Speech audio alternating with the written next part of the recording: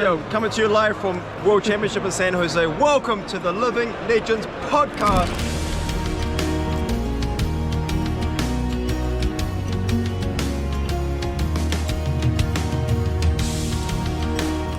This episode of the Living Legends podcast is brought to you by the Banished Zone in Wernersville, Pennsylvania.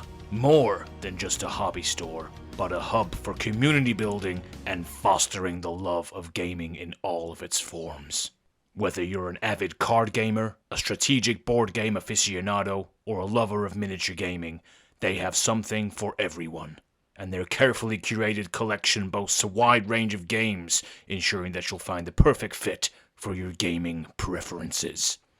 They only opened their store in June 2023, but already have been fostering a fantastic community. Make sure you visit their store, thebanishzone.com, and use the affiliate code LIVING10LEGENDS for 10% off one order per customer. Make sure you make the most out of it, and stay banished. That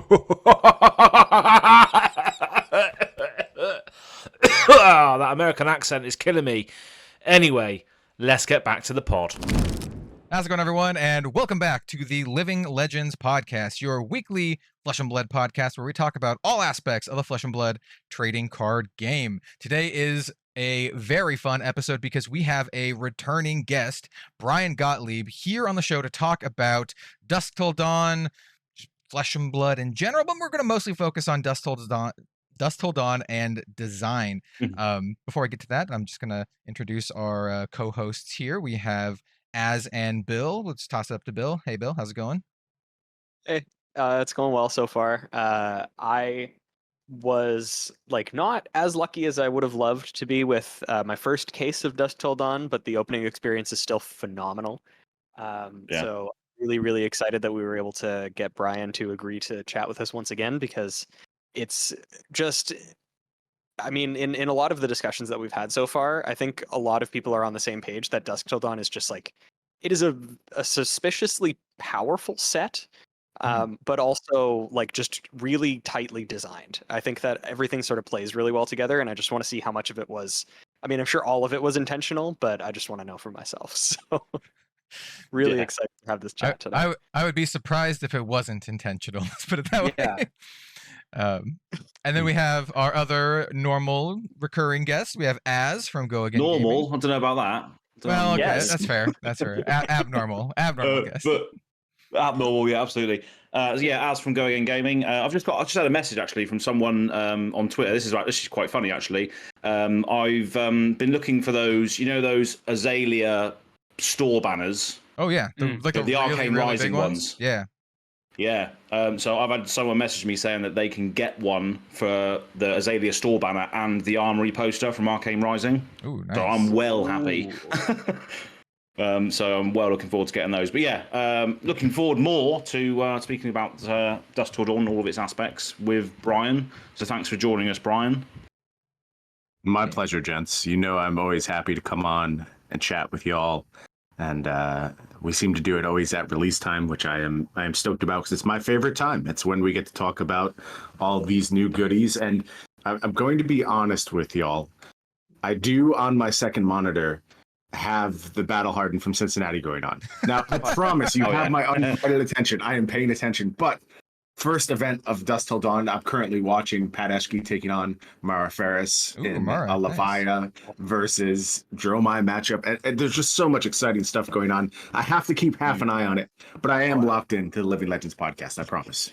Excellent. And for those of you... Just actually... Oh, sorry, carry on. I was just going to say... Go.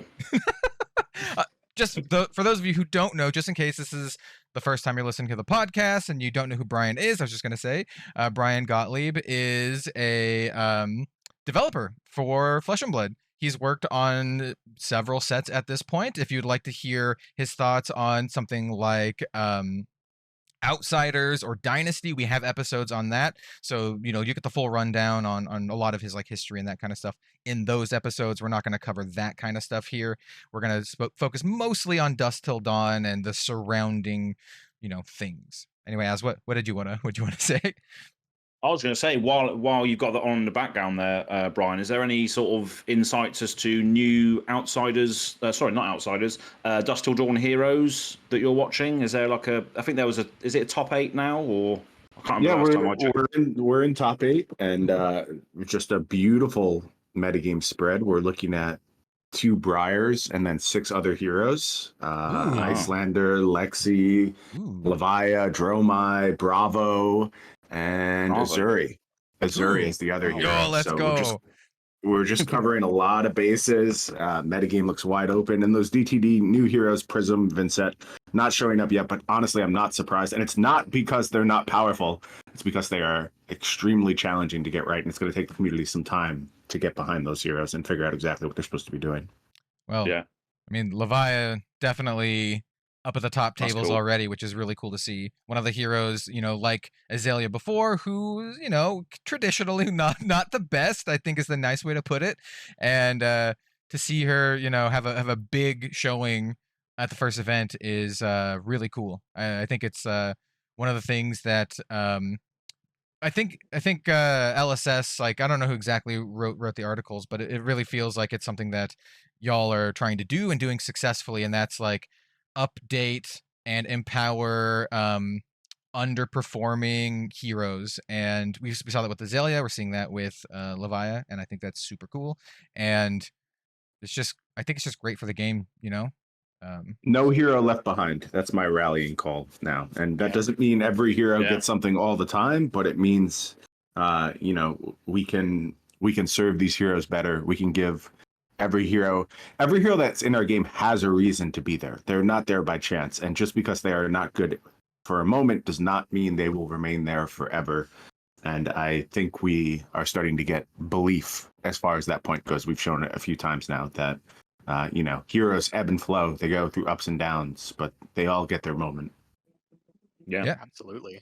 And the way that you and the design team have been doing that, I think, is something we were kind of mentioning this just before we started recording, but it's in a way that not only helps to bolster the heroes and provide support to them to make sure that they're just a little bit more consistent or powerful or whatever you, but also that you're looking to prove that you're pushing the boundaries of what Flesh and Blood is, like what the current game looks like, the mechanics therein. Like you're doing 2 things at once, and you're doing both incredibly well. So shout out to you and the team, because things have been like consistently just a slam dunk in my eyes, at least.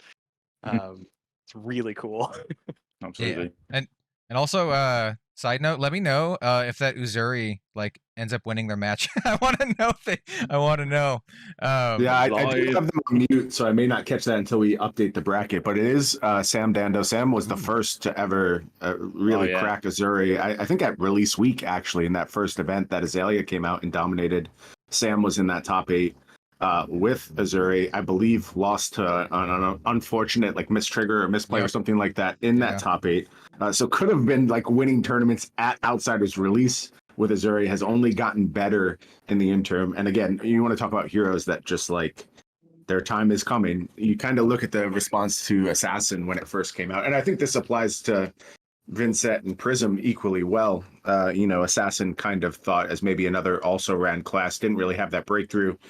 Got very close at the Pro Tour, but still hasn't really catapulted into that top tier. But man, Azuri is really close. It does not take much more for that hero to be an absolute menace in the metagame. So I'm an absolute degenerate, and I'm just like, every time we talk about Azuri on the podcast, I'm like, hey, just maybe print more cards that let me force my opponent to discard stuff. I'm just like, let me so greedy, man. So greedy. You have so many already. Just let me rip cards. Hey, looking at the hand and getting rid of that one arrow that I want to. Oh, it's so good. It's like everything I want. Hey, as someone who likes a good old Thoughtseize that also punches you, like, just brilliant. If the example is stealing arrows from Az, then I have to say that I'm in that camp too. So, get out of here. Yeah. Sam, I do want to give a shout out to Sam Dando too. When I after after that performance, I made a video that was kind of like a review of his deck. I wanted to do something a little bit different than a deck tech, so it was like me talking about his deck and talking about my thoughts on the deck and the card choices. And he commented on the video, and it was like a really good interaction. He seems like a really great dude, so I'm pulling for him. I hope he takes it. All right, I promise this is the last time I do this, but Blasphemet just entered the arena on Pat's side, so this is a very exciting moment. We have a transformation down in the future match area. Oh, the transformed Blasphemet, not the transformed not the Blasphemet. Yes, correct. Oh, that's exciting. We have a demi hero in play, so big things happening with the DTD metagame. And okay, that's it. That's the last update. I promise. I am in. I am focused. I'm looking at my other screen. Let's go. Okay, let's start off with like the easiest question, just to form the basis of the rest of the conversation here, because we've already alluded to and basically just talked about how you helped develop Dusk Till Dawn. So just straight up, what was your role in developing Dusk Till Dawn? Like, what did you actually do, for those of who maybe don't know exactly what you do? Yep, my role has gotten to a pretty consistent place now with sets. We're firmly in my work era now, whereas with stuff like Dynasty, is more contributing a little bit from the outside and not there from the Genesis. Outsiders very much was there from the Genesis, and now we're just in my normal workflow. So around from the beginning of Dusk Till Dawn, contributed some designs to the set, did a lot with the development side, getting these heroes to a balanced state, to a functional state. So just fingerprints all over it. But it's really interesting how different set development could work. And with Outsiders, it was very much James and I focusing on a limited environment and bringing something to the table. DTD to me feels like a real triumph of our new team dynamics. And when I say that, it's, all of us understanding how to work with each other and falling into our roles nicely. But there's so much contribution in this set from absolutely everyone on the development and design teams. And I like a huge portion of it is in the Genesis, like with James directly. Like his hands are so deep in this set, but also beyond that, there's just little bits of contribution all over this set from absolutely everyone on the team. And we all have kind of our fortes when it comes to Flesh and Blood. And I'll be honest, Levia and Bolton, not my fortes, very much outside of my comfort zone. So in the development of D2D, I was very much getting up to speed with those two heroes. And I think that offered an opportunity for the rest of the team to really pop up, contribute designs, have really good balancing insight to these heroes, and led to one of the best team efforts I think we've had as LSS thus far. As a follow-up to that, so you mentioned that you started with at the start of Outsiders, like you started with the development at the start of Outsiders, and now the same for Dusk Till Dawn. What are the big challenges between the two sets, given that one set is a set that was really focused on limited play, whereas Dusk Till Dawn is like just straight up not for limited at all? Like, what are the big differences in terms of designing and developing limited set, and then just one that's meant for booster, and constructed formats? Like it's just foundationally different, right? Like when you are developing a booster set, your skeleton is based on that limited environment, like what you're trying to portray in the limited space, and every decision has to stem from how is this balanced? How are these heroes meant to interact with each other? What are the types of gameplay experiences we're trying to get to in this limited format? And when it comes to something like a supplemental set, in a lot of ways, the rails are just gone. Like you are just free to do what you want, how you want to do it. You get to not worry about things like limited balance concerns. You get to explore other classes. You get to tell stories, which I think is one of the huge wins of DTD. There's so much storytelling via cards in this set. And, it's not to say we don't do that in limited environments, but again, you take the rails off, you can tell a story like the story of Morlock Hill, which you can't do that in a limited space. It's just not going to work. And I think even something like Levia's story, this representation of kind of these two entities within her, Levia, Redeem, Blasphemet, Consuming, it is a story that would be very, very challenging to have as the forefront of your set in a limited space. So there's challenges and there's upsides. Like I'm a huge fan Mark Rosewater, all of his work he's done for Mm. Magic the Gathering, and one of his huge sayings that impacts not only my design work, but like literally all of my life. I carry this thought with me all the time. It's that restrictions breed creativity. Yes. That's very much true in the limited sense. Like having those rails leads you to finding some very precise and specific answers to problems you may be having. And you kind of get the opposite problem when you take those limited rails off, but also there's room for expression too. And I think both sides are very valuable, and you see that with the finished product of DTD. Yeah, that's awesome. Personally, when I used to work in basically not content creation, when I would do a lot of like, traveling, either public transit or on the way to work, I would actually listen to Mark Rosewater's podcast a lot. Drive to work. I respect the guy a lot, regardless of my feelings on Magic. I think Mark Rosewater is an incredibly insightful individual, especially in regards to like game design. So, couldn't agree more. I think it's weird to say he doesn't get enough credit because he is certainly a figurehead of the industry, but you speak to other designers. James and I have this conversation all the time. I don't think I could do what I do without Mark. I've learned so much from him over the years, and I don't have any formal game design training, right? I didn't go to game design college, whatever that is, and I've certainly like read literature on it, but there's no formal like game design course you can go through. So my course has been reading Mark for 20 plus years, listening to his podcast, watching his impassioned videos about Magic. All of that stuff is so valuable. And I think the TCG world owes him a tremendous debt of gratitude, not only for what he's produced, but for who he's educated along the way. Oh yeah, I agree, like 1,000,000%, right? I know a lot of folks, attribute a lot of Magic to like Richard Garfield and that kind of stuff, but Richard hasn't had his hands on Magic for a very long time, outside of like small things here or there. I think Mark Rosewater's just a huge part of the industry. But something that I also just want to build on, just the concept of restrictions breeding creativity, and the fact that still kind of exists within, even like as Bryan said, these sort of supplemental sets where there aren't those rails in place and you're sort of forced to become more creative. I think it's really interesting that you start to see cards like all of the specializations that we got for a bunch of different heroes, and how they're just like kind of one-off things, like one-off effects, and even stuff like things that you would put sort of only in a supplemental set that kind of wouldn't make sense other places. Like the things that I'm thinking of specifically are like Poison the Well, Mischievous Meeps, Hack to Reality. Oh, I love those. Those are some of my favorite cards in the set, man. Like those are great. And like this is that's one of my favorite things about these sorts of supplemental sets, is that these cards finally have a space to exist, to be, instead of people just being like, oh well, why was this put in here? This doesn't make sense to the story. Instead, it's like, well, it does. And it's in this supplemental thing where there's a bunch of things going on all at the same time. There's maybe not one like consistent storyline. And so as a result, now everybody's all about the meeps. I know I am. So, meeps are pretty cool.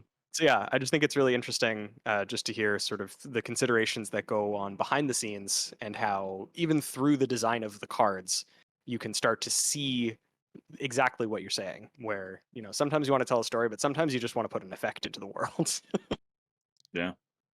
Meeps is really interesting. It's a card that has garnered so much love so quickly, and it's funny because as you might expect, Meeps does not do now what it did at the start of its birth. Things always change over time, but at some point we had to stop and have a conversation about, all right, is Meeps as it is right now actually good, or do we just love the concept of Meeps? Like, are we making a good card here, or are we making Meeps? And then that discussion led to the point of Meeps as you know it now, which I do think is quite a good card. So I think this might be almost as important, or maybe even more important, depending on your perspective. I think Meeps is just a really fun card. I think it's a card that when people see it, they see the cute little critters and they see like the effect and they're like, oh, they're stealing the stuff. I think it's just a super cool, fun card. And if it turns out to be really good, which it seems like you said, strong, then that's just like a all around like hit, I think. So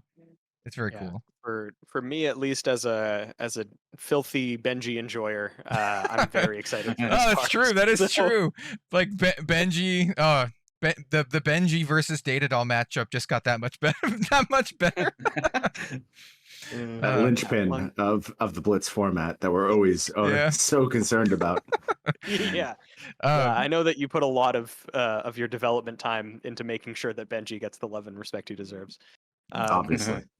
Also, just as one final thing, when you said that you had to like have a conversation, I just imagined like sending out a meeting request in like Outlook or something that just said meeps.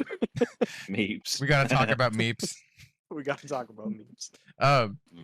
So yeah, you actually mentioned story a couple times. So I kind of want to follow up on that a little bit. How much is the creative team?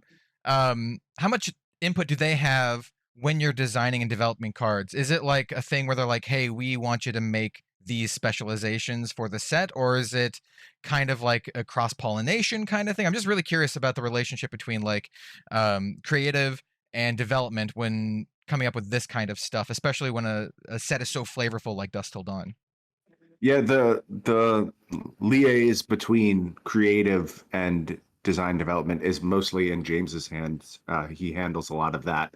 Just because you can't have too many cooks in the kitchen when you can't, like if creative was just sitting in our design meetings, that's a lot of voices. It doesn't really work that way. So it's often preferable to kind of filter these things down to a point of contact and get the information distilled to the team that way. So that's very much a James thing where he's constantly working with creative to get the right vibes, to get the right stories into the set.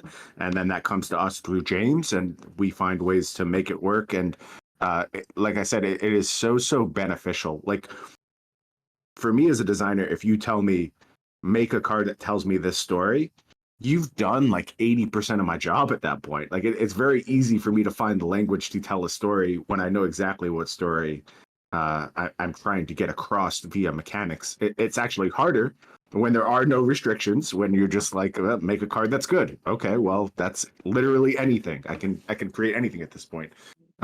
So that creative input is so valuable to how we actually end up at the final product, but it comes mostly through a liaise between that team and James directly.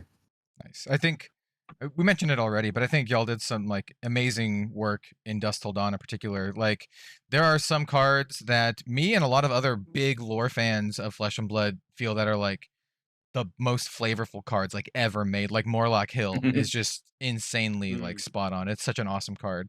And it's also like kind of fun. I don't know if it's good, but personally for me as like a huge fan of the Flesh and Blood lore, I kind of don't care if it's good. I just think it's a really cool card that, you know, I'm probably going to try to play an Ultimate Pit Fight. I know people want to try to play it in like Kasai because they already run Minerva and you could just like, yeet Minerva to not die kind of thing. Your mentor in front of the damage, yeah, sacrifice exactly. it.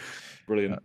Yeah. I think one of the things DTD does very well is just it makes cards for a lot of different fan groups. Like there's cards for literal everyone in the set. No matter how you choose to engage with Flesh and Blood, we are looking out for you. We are thinking about you. And you know, that is a bit of a shift for us. Not to say those things weren't considered in the past, but I think we're being more deliberate, more thoughtful about it. And beyond that, we are learning how to do that while simultaneously serving the competitive game. And that's one of the big things for me. So like many of you, my background comes from Magic. And to me, Magic started feeling off for me when it felt like I was being abandoned as a competitive player for the sake of more casual means of play. And I have no gripes with casual means of play. I want them to exist. I love for them to exist. I want them to be supported.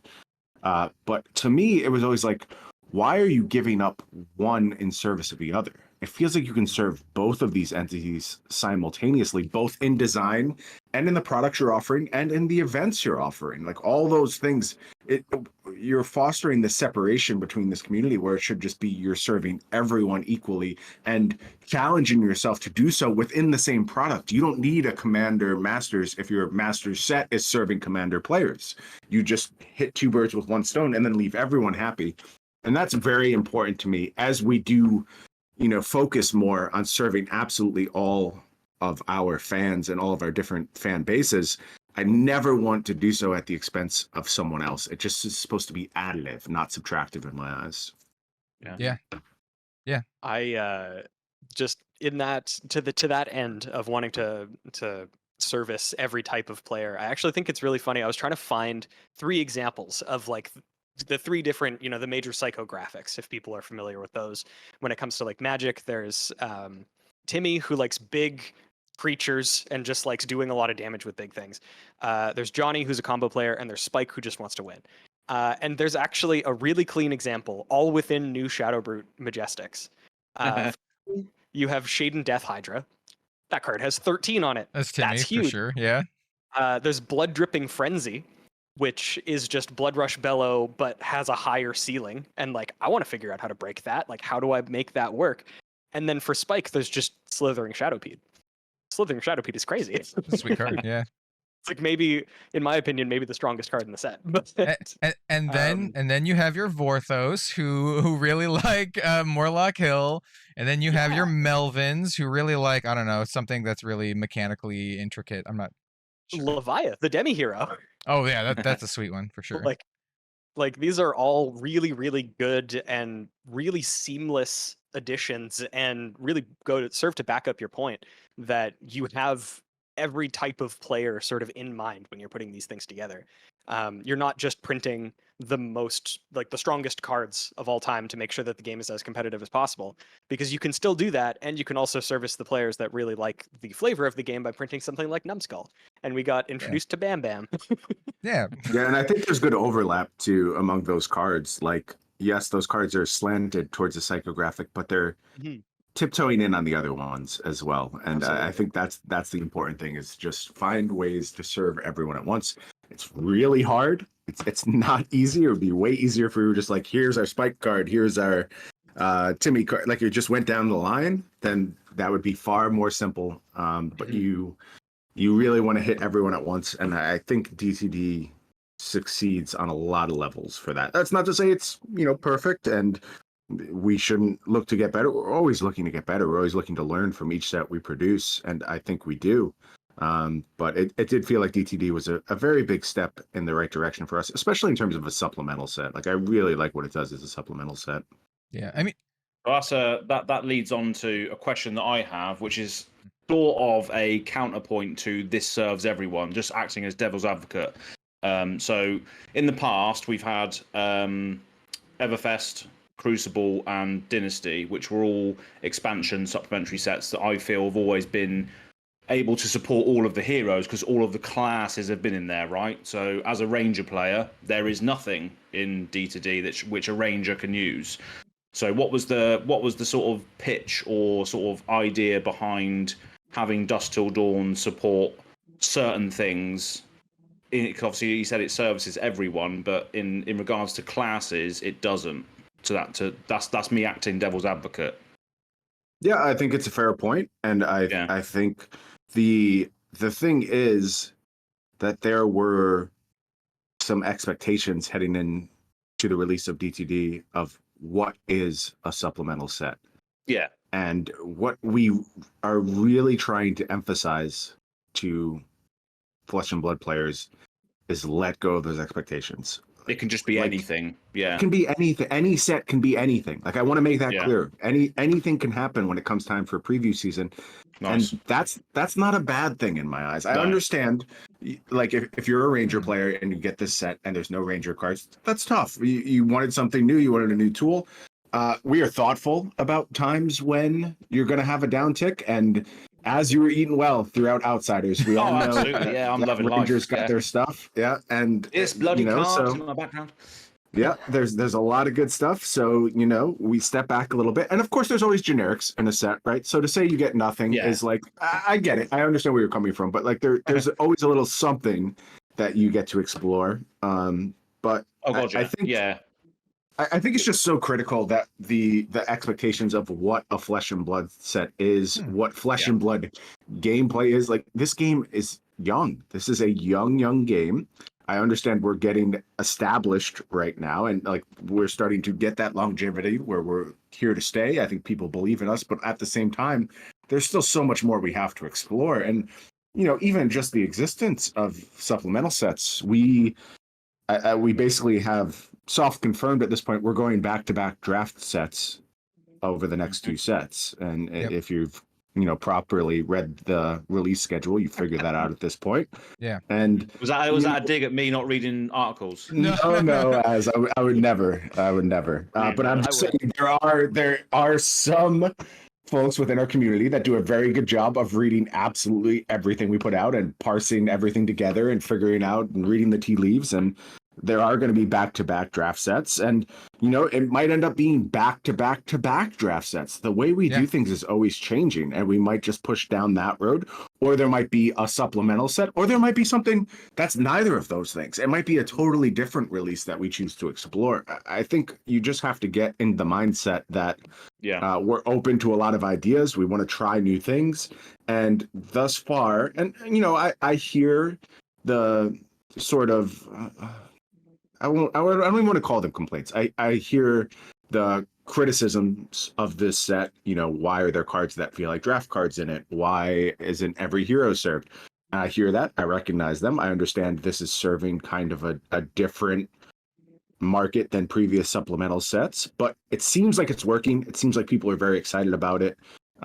Certainly, I'm looking at tournament viewership right now for this first Battle Hardened. It's through the roof. Tons and tons of people watching, and in no small part due to the coverage that Savage Feats is providing, which is just next level, but also just people being excited about DTD. It's very clear that this is happening, and early numbers on TCG Player look like lots of people are buying their cards and having a good time with their cards. So you love to see that, and I just really want to hammer home the idea that if you don't go into a set with expectations, then it's easier to just kind of embrace a set for what it is and be excited about what it's offering, and understand that, like, if there is a mode, a Flesh and Blood set that you love above all else, it'll probably come back around again. It just can't be every set.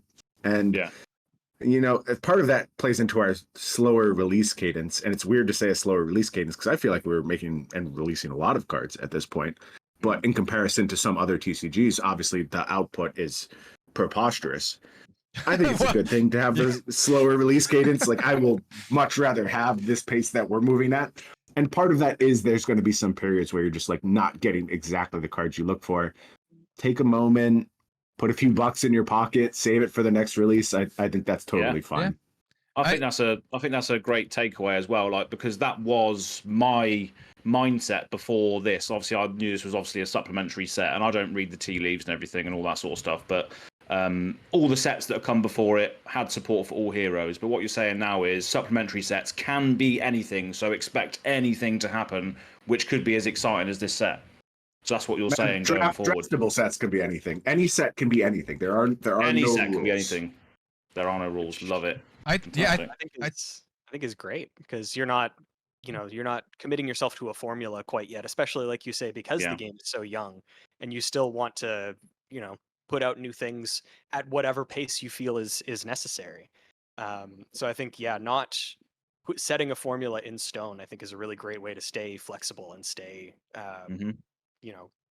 you're able to, like I said, you're able to kind of do whatever feels right at the time and whatever looks good. I think it also like keeps it pretty exciting too. Like you don't have like these baked in expectations of what a set is. It could be a really exciting thing not knowing what it is, right? There's a reason why people like opening presents, a surprise party kind of thing. You have that sense of discovery. I don't know. It's pretty cool. And also, like, I know a lot of folks are just going to be pretty stoked to have multiple draft sets in a row.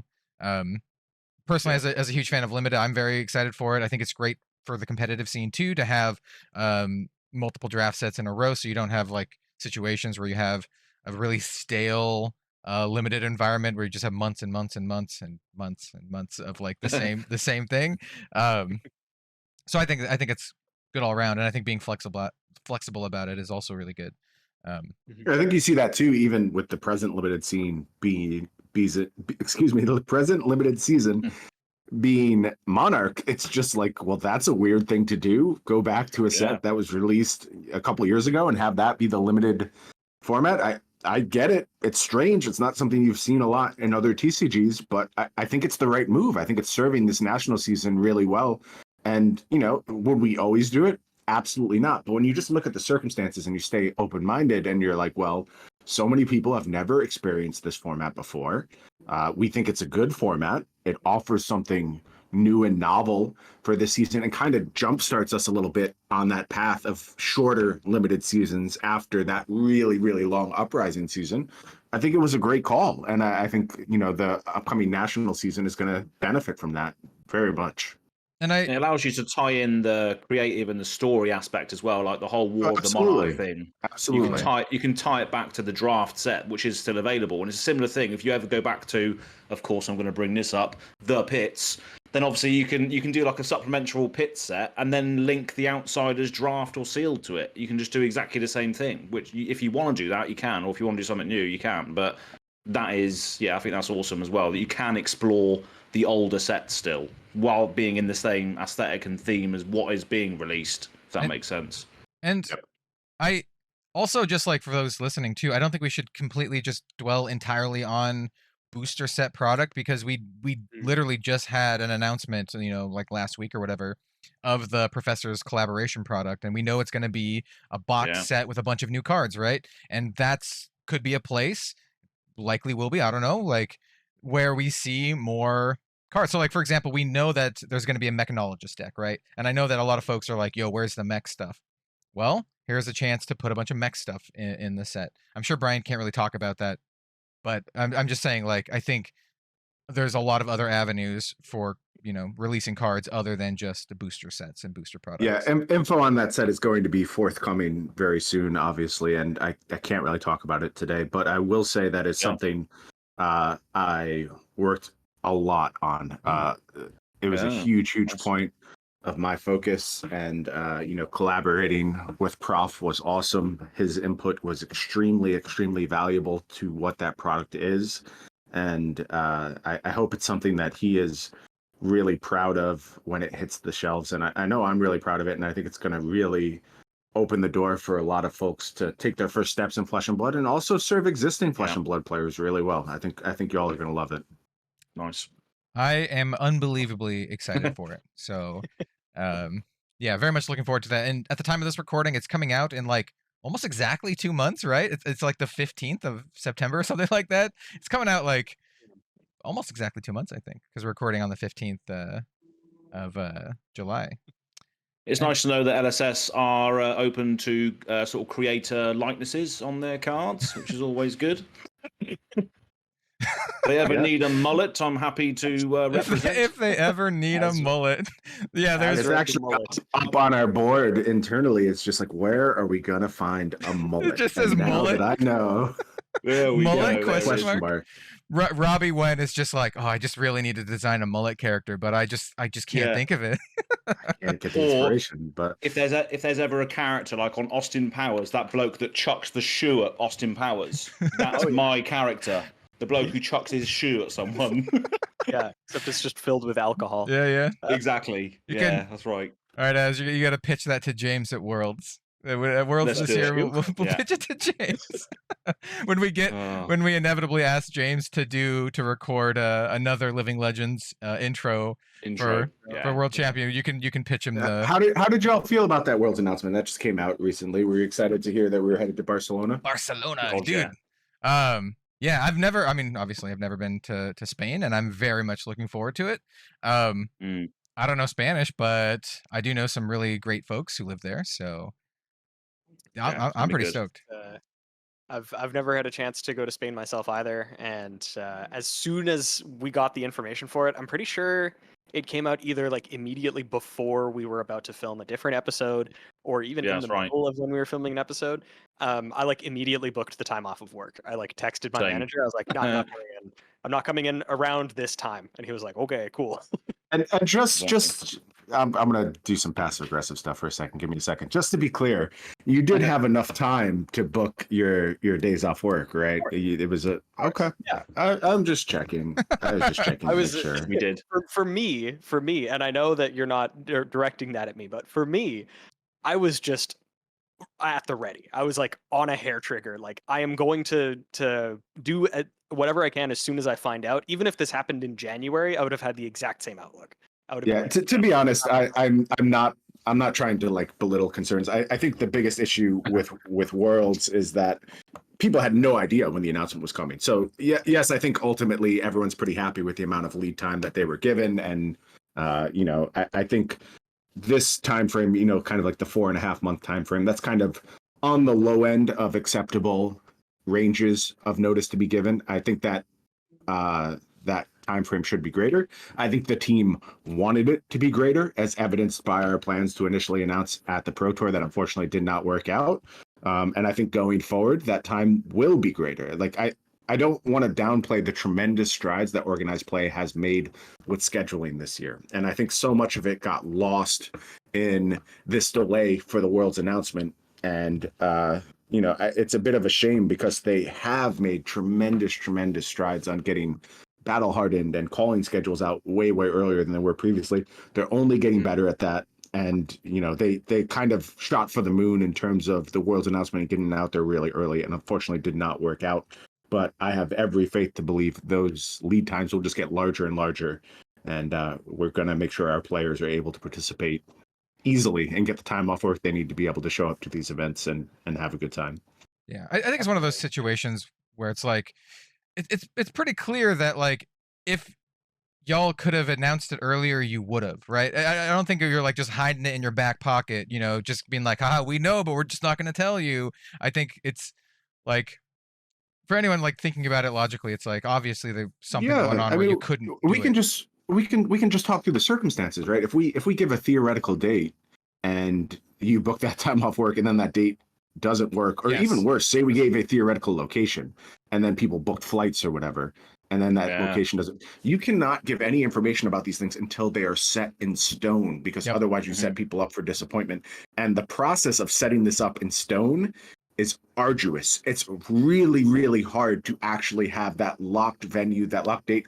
Certainly there may be like very high percentage chances, like 99% chances you are going to be in a certain spot, you're going to be on a certain date. You may be extremely confident about that. But until the T's are crossed and the I's are dotted on that contract, you can't say anything because it puts way too much risk on your players at that point. So I know it's like frustrating, but ultimately it's to serve people and to make sure they're not getting bad information and are never put in a spot where they're like, well, I booked a flight to this country and now you're telling me I have to go to this country. That would be the worst case scenario. Mhm. Yeah, especially because they're not cheap. I've looked, the flights are not cheap. For sure. That's exactly what I was going to say. Like the flip side to not, if we got the information right when people said we were going to, like they said, we're going to announce this at the Pro Tour, got the information, and then 2 months down the road it's like, hey, sorry, our contract fell through, so it's not happening. That was exactly what I was going to say. Like that is so much more of a miserable experience than just waiting until it's done. If it was like, I don't know, because we're going to, you don't have a financial loss at that point. It's just like, when is this happening? I'm waiting for it, whatever. Like that is so much better than being out $3,000 on like an unrefundable flight and Airbnb. So like, I can imagine a situation where like, it's in Italy, and everyone's like, oh, cool, Italy, and they're like, oh wait, no, well, it's not. It's actually in Spain. Sorry. Like that would be so much worse. Yeah. So anyway, I'm just over the moon excited for being able to go to my first ever big Flesh and Blood event. So that's all I'm taking out of it. I want to mention something as well, which hasn't been mentioned yet. Some people may have seen it on Twitter, but there is going to be a football match at Worlds, soccer for the American listeners. So I'm trying to get loads of players together to play a Team Worlds versus Team Spain, set up the Discord and everything, and there's already been 18 people that have registered, including Hayden Dale, who's going to play in goal for Team Worlds, which is going to be fantastic, and Jacob Bertrand as well from Free Floating has also mentioned that he's going to be interested. So that's going to be a star-studded lineup, I might add, on Team Worlds. And then obviously Sunflower Samurai have mentioned that they could be interested as well, and we had a load of Spanish players come into it. So it's going to be a good time. I'm going to try and capture as much content as I can for it. GoPros all over the place. So it's going to be awesome. So I just wanted to mention that that's definitely going to be happening. I've also been speaking to Portillo, Andy. He's going to be making some team jerseys as well, some football jerseys. You're really going all in on this. As long as we can use the Flesh and Blood and LSS logos on our shirts, it's not for profit. Is that okay, Brian? Probably. I don't have authority to give that answer. As you gotta ask someone else. But so I'm telling you, I would love to participate in this, but I'm so old and decrepit that I am concerned that if I try and play soccer before I have to go do commentary, I'm just going to break something, and like it's not going to work out well. I'm going to injure myself in Spain. Like I want to say I'll participate and just like take it a little easy, not really work too hard. But I just don't have that in me. I'll get out there and then I'll be sprinting all over the place and probably shatter multiple bones. So I think it's just best I sit this out. Maybe I'll come. I'll come be the official or something. I'm probably gonna sit it out too. Brian, you and I can go get like coffee or something at a nice little cafe nearby. That's probably much safer. Much safer. Or just get some sick, just get some sick B-roll on your phone of some team talks and team huddles and stuff. I will say, and this is actually good info for basically anyone out there who wants to make like merch. I'm pretty sure I don't know if this is still the rules, but I know this from talking with like Alan Hale and some other folks who know more about like Flesh and Blood IP rules and stuff. Basically, I don't think you're allowed to put Flesh and Blood logo on anything. I think that's just like a flat, like you can't do it. As someone who makes playmats and stuff, I know for sure you can't do it on like playmats and stuff, but I'm just pretty sure. Anyway, you should probably check. There's a document on the website that's like, this is what you can use. I'll send an email and see how far it gets into LSS. You can ask. Yeah, it should be fun.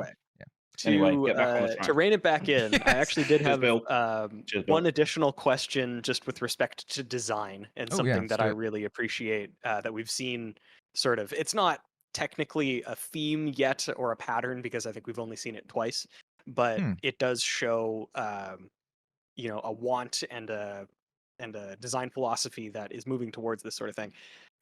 We saw in Outsiders with Riptide and Azalea that they got access to a new type of thing, a new type of permanent that other classes just straight up don't have access to. And then, of course, we saw in Dusk Till Dawn the new Levia, which is a totally brand new type of hero that comes in from the inventory. To me, I'm sort of picturing it in my mind as like a second health bar for a boss in like an RPG.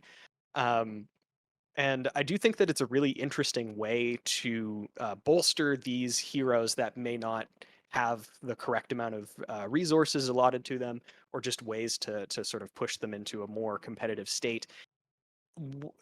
The way that I want to ask this question is basically like, what part of that comes first in the design philosophy? Is it we have this cool idea that we want to do and it flavorfully fits within this hero, or we want to bolster this hero, here's something different that we can give to them? Like, is it you want to do the design first, or that you want to specifically power up the hero first?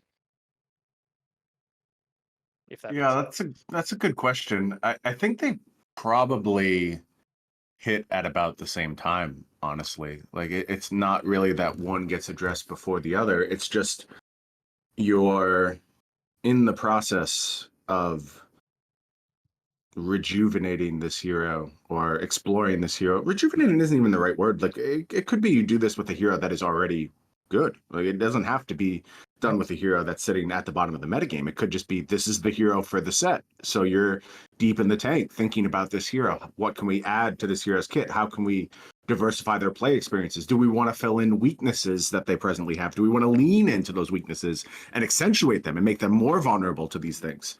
While all those questions are being asked, that's when the possibility springs up of new card type. What can we do differently here that just serves these goals that we're coming into this process with? And with specifically Levia Redeemed and Blasphemate, the process is actually a little different. And I'm not going to get too into the specifics, but what that card started off as is probably wilder than what ultimately made it to print. And I know that's kind of hard to believe given that it introduces an entirely new type of hero. But there was always a goal in this set to kind of tell a cool story in terms of Levia's transformation. And the initial ways we were exploring it, they were out there, man. They were far out there, and ultimately did not work. But in the process of exploring those ideas, by the way, there's a mischievous meeps on my screen right now being played over at the Battle Hardened in the top 4 in Briar. But the process of exploring those ideas, we just got to the point where we honed in on the story we wanted to tell. We thought about the best way to tell it. And this card, man, the amount of effort that went into this card and the team effort, like this is the card that stands out to me as just literally absolutely everyone on design and dev contributing a single word on the card or a single stat line on the card. One of the big break points for us was when we're working on the Blasphemate side and we just couldn't get that transformation trigger right. And it's funny to say that now because I know how this card is perceived, like on the outside when you look at it, and you look at this card and you go, of course it's this. Like this is the most obvious way for this to work. That's because it's brilliantly designed. It's so good and so like now seems obvious that it be made this way. This card was a nightmare to design and develop, though. It took so much work, and only when we got that breakpoint of transforming off the damage from a blood debt that brought you down to 13, and that came from a member of our dev team, Anthony. You probably don't hear much about Anthony. Not very active on social media, isn't really super forward facing, but he's such a critical part of our staff. He very much handles all the operations stuff within office. So producing cards and having drafts ready for us to go. Like without Anthony, we do a quarter of the work in a day. He is absolutely critical to this process, but also is there contributing on the dev and design side, and just came up with this banger idea to finally get this transformation clause right at the 13th point of or the blood debt damage that reduces you to 13 life. And it was a huge breakthrough for this card. But there's breakthroughs all over this card. Like every single thing on this card was complicated. It was hard to get right. And we just battled with it for weeks and weeks and weeks, and ultimately came up with a card that I think killed it in every single way. It is the card I am most proud of in all of my time with LSS. And that's not to say it's like my card. It's very much not my card, but it is a huge team effort where everyone contributed something to it and made something really special in the end. Yeah. I made a whole 20-minute video gushing about Levia Redeemed and the design around it and the whole idea of demi heroes. Did the idea of demi heroes exist before Levia Redeemed, or was it created to fit this kind of mold that you were trying to make for Levia? So there's a difference between the idea in its fully formed state existing and just generally thinking about these things existing. And there's a lot of ideas that exist in not fully fleshed out states, including something like a demi hero. Maybe it wasn't called demi hero, maybe it didn't function exactly the same way, but certainly things like that were very much on the table. But to actually get it to its finished product is a very, very different thing. And even if you have this broad idea, it takes lots and lots of development to get it to the point where it actually becomes what is now a demi hero. Yeah. I just want to mention, like, before we actually hit record, like, we were just talking about this, and I just started going off on a rant about this card. And what I love so much about it is that it just, to me, breaks open Flesh and Blood design. Like, I think of it kind of like this dome, right? You have Flesh and Blood design as this dome, and everyone has like, okay, here's like the 6 attack, 2 cost, 3 block cards. Here you have your instance and your whatever, and then Levi Redeem just smashes it open, and now you can just do so much different stuff because you can play this card, you can activate this card from outside of the game, more or less, right? You can activate it from your inventory, and that just opens things up to so many possibilities. And it shows to me that not only is the design team, the development team, willing to do something that's like pretty bold. I think this is actually a very bold card because it is completely unprecedented, not just in Flesh and Blood, but I can't think of too many things that are like this just in TCGs in general, and I've played almost all of them. And that's not a hyperbole. I have played most of them. Like, there's a lot of games. To some degree. I own a lot of them. But anyway, yeah, so like Kel talks about all of them. Yes, I do. Yeah, I won't shut up. But I think it's like super cool. But not just that. I think, like, as a fan of Flesh and Blood, I think it's cool. I'm just a huge, like, I just geek out about it. But in terms of like the future of Flesh and Blood and design, I think it speaks a lot for what y'all are willing to do. And I think that is the most exciting thing to me personally, because it there's so many more possibilities now. I remember watching a video that was like, oh, we figured out how the Flesh and Blood code is done. Like they did the math on all the cards. They're like, if a card has 6 attack, it has to cost this much and block this much. And I think this is I just remember that, yeah. It's just like, no, this is like completely out there and doesn't even fit into that idea at all. So, because it's like from your inventory, it's like the opportunity cost like is like 0. It's like quivers, right? You just get it. So that's not really a question, I guess. It's just like how I feel about just it. Pure love and passion. Yeah, absolutely. I think it's if Levi Redeemed sucked and was like terrible, it would still be my favorite card of the set. But I think it's just also really good too, and reminds me of some really cool stuff. We've talked about Magic already. It reminds me of Yogg-Will, which is one of my favorite cards of all time. I'm a degenerate black player. People know I like Recurring Nightmare. Spoilers, I also like Yogg-Will and like stuff like Thoughtseize. Who would have thought? But yeah, nice.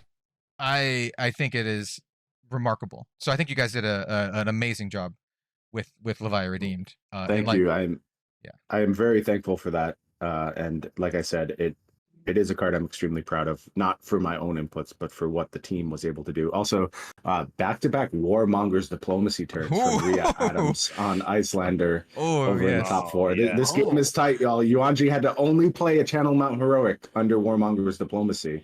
And man, that card is doing work over on the Icelander side.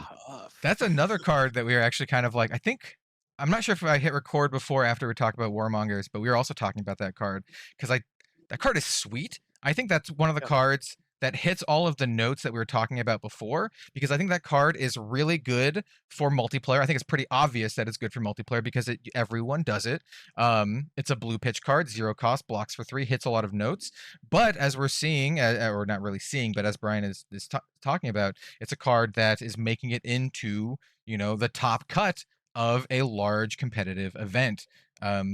So yeah, I think a lot of people might have underestimated that card on first evaluation, and I just liked it because it is just cool, like sweet multiplayer card. It's cool to see it being at like top tables.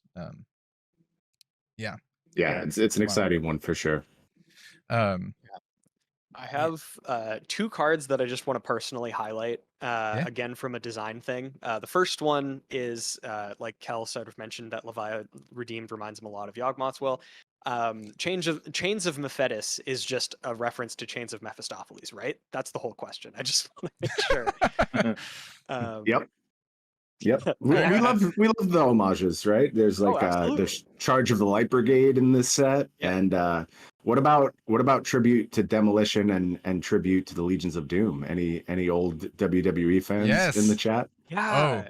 I was talking with Tommy Fresh from Fresh and Buds, and he was the one that pointed that out to me because I'm not a huge wrestling person, but he was like, "Yeah, no, that's what this is." I'm like, "Okay, that's dope. But I love that." My buddy Ian spoiled it, and he was just stoked. Yeah. And he's like, they gave me wrestling cards, so like, Yeah. yeah. He told me He he was a like, huge wrestling fan. Even I believe worked as a commentator in wrestling back in the day. So it was cool to see what he did with those cards. Certainly, the intended audience was Ian, just right on the nose. Yep. Yeah. He told me like when he was going to buy his makeup for his reveal video that he ran into James, and I was like, yeah, that's just perfect. That's just perfect, right? Yeah. So like, was there another card that you wanted to mention, Bill? Yes. So I alluded earlier to a card that I believe is in the same genre as Mask of Momentum. Oh, in yeah. that it's a clean, simple design and effect, but it has an actual like impact on the Oh no, game. I know and what how you're gonna people play say. it. I hate this stupid card. Scowling Flesh Bag. Yes. Oh, Such yeah. a clean design for a card. It is just Card when wrecks this me. defends Intimidate Blade Break 2. That's it. That's all this card effectively says.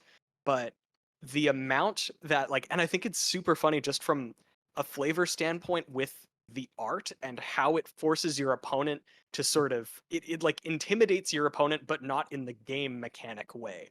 It's like it stops them from wanting to do something because you just have this thing in play. Yeah. You don't have to do anything, do you? You don't have to do anything at all. It morphs what they want to do, essentially. You have to It's play around it. ridiculous. So I just again wanted to highlight that one because for all intents and purposes, if you're looking at it just from what it says, this card has 6 words on it. This is not like a really in-depth, like very wordy card, but it, from a mechanics standpoint, a design standpoint, and a gameplay standpoint, I think this is the type of design that I respect the most, where it is It's super, clean. super clean, and it's so much more than what it looks like. So I don't know if you had any input on Scowling Fleshbag specifically, but whenever a card like this comes up, I just have to gush about it because it's really cool. I want to make sure There's- people. There's follow nothing along. that excites me more as a designer than doing more with less. When you find a way to just make this absurdly powerful, flavorful, interesting, game warping, like you said, card Yeah. with just 6 words, that's all I can ask for. And I think there's a lot of home runs in this set. Scowling Fleshbag would be very high on the list for me, for sure. I think the highs of DTD are just so high. There's so many awesome things, cards that are going to become iconic parts of Flesh and Blood for a long time, I believe. Oh my god, I'm gonna play against the stupid flesh bag so much. I play against so many people who play Brute. Ian is one of them, and this card is gonna like get me so much. Me playing Yep. Uzuri, he's just gonna be like, I'm just gonna be like, I can't. He's just gonna yeet my card. Like I can't actually Uzuri. Like I have to keep 3 cards, or I have You to play can't around operate it. on that. Yeah. Yeah, you can't do it anymore, can you? You can't do the 2-card thing. Yeah, like it could Intimidate your thing that you want to switcheroo. Unlucky. See you later. Yeah. You can't just keep a 2-card hand with that card unless you want to like force it out. There's gonna be some cool bluffing things with it. It's a sweet card. I Just say a complete tempo swing on board. It's ridiculous. I agree with Bill. Ridiculous. I think the card is a slam dunk, and I love it design wise. I say I hate it because it is going to destroy Yeah. me. Yeah, this is It's gonna going. wreck you, for sure. It's gonna wreck me. Like out of any of the cards in this set, this one in particular is going to get me more than anything else because I play against so many brutes.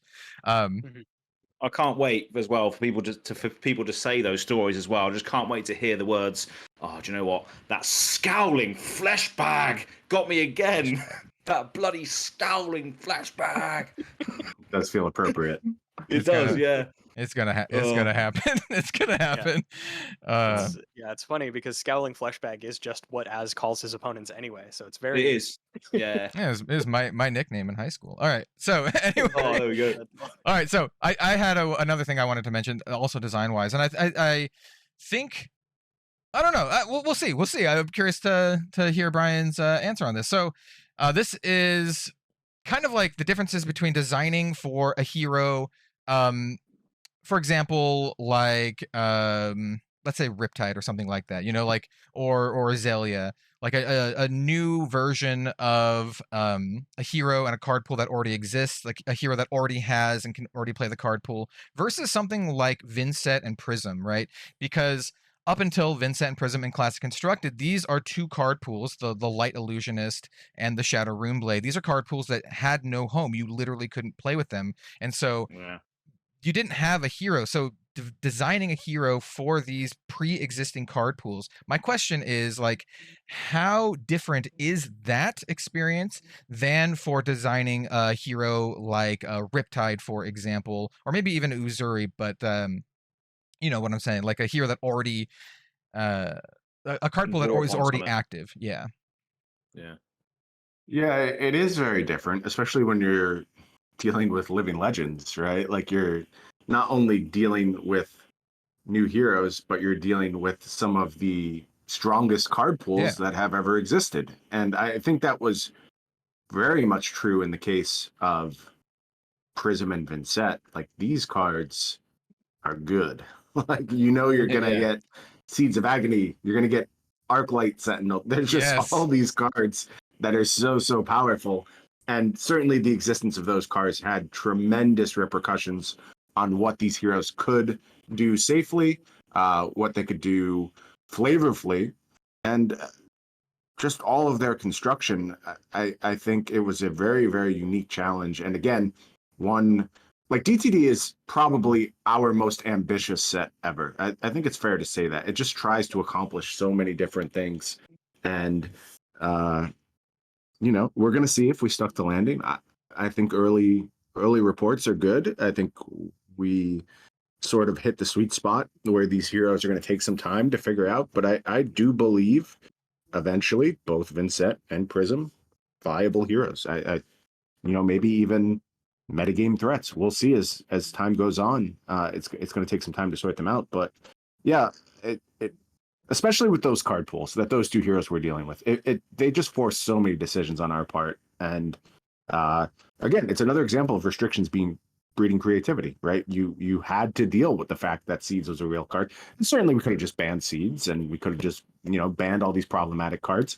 But we wanted to capture what made these heroes so exciting. And there's a lot of Chain and Prism fans out there. Like, we wanted to serve them along the way. It wasn't just about abandoning everything we had done before. It was about, finding ways to introduce those mechanics, those themes back to the game in a safe way. And I am proud of the work the team did around that. I think we did a good job. Yeah, I feel that it's like a really unique challenge in the TCG industry, because you're designing like the headliner for this massive card pool that already exists, which it just feels like a task that doesn't really come up a lot in like game development, or at least in terms of like card games and TCGs. I like, okay, so I guess I have another question, but I'm not sure how much you could say or how interesting it even is. But I'm just curious on like Vincent and Chain. Like, what was the consideration that went into making a brand new character to fill this card pool versus just bringing back Chain like you did with Prism? I think it just ended up being explore what you want to do, see what's interesting. Does it feel like Chain? Like if it felt like Chain, it probably would have been Chain. Okay. And yeah, that's fair. I think that was the correct way to do it. And if we set out with the goal of make new Chain, I think that limits you unnecessarily. I think it's just explore, see where the mechanics take you, see where the world takes you, and then make a decision. And that was very much the process there. Cool. I have like a sort of sister question to this, and it revolves around illusionist stuff. And maybe I should just read what I wrote instead of trying to remember it, because I think my writing is much more eloquent than my speech. But I'm curious about the design challenges. So I was going to say, I love the use of eloquent there. That was what I was going to say. Don't worry about that. So yeah, I'm curious about the design challenges around the Figment Angels and how challenging, if at all, it was to differentiate them from the dragons. because it really does feel like each style of illusionist has their flavor of allies, right? So you have the light allies, which are these angels, which are like somewhat mechanically similar to the dragons, but in a lot of ways they're not. Especially with how you deal with them as the opposing player, where you have the dragons all have phantasm, so you can defend and destroy them, where the angels, you can't do that. So yeah, I'm just curious about that kind of stuff. I know. We'll preface. I know you didn't work on the dragons, but just curious about your thoughts about just angels and designing those cards. Yeah, I think, Soraya paved the way in a lot of ways for what the Angels would ultimately look like. And um, broadly speaking, they had to feel different than the Dragons, and it was just kind of lean into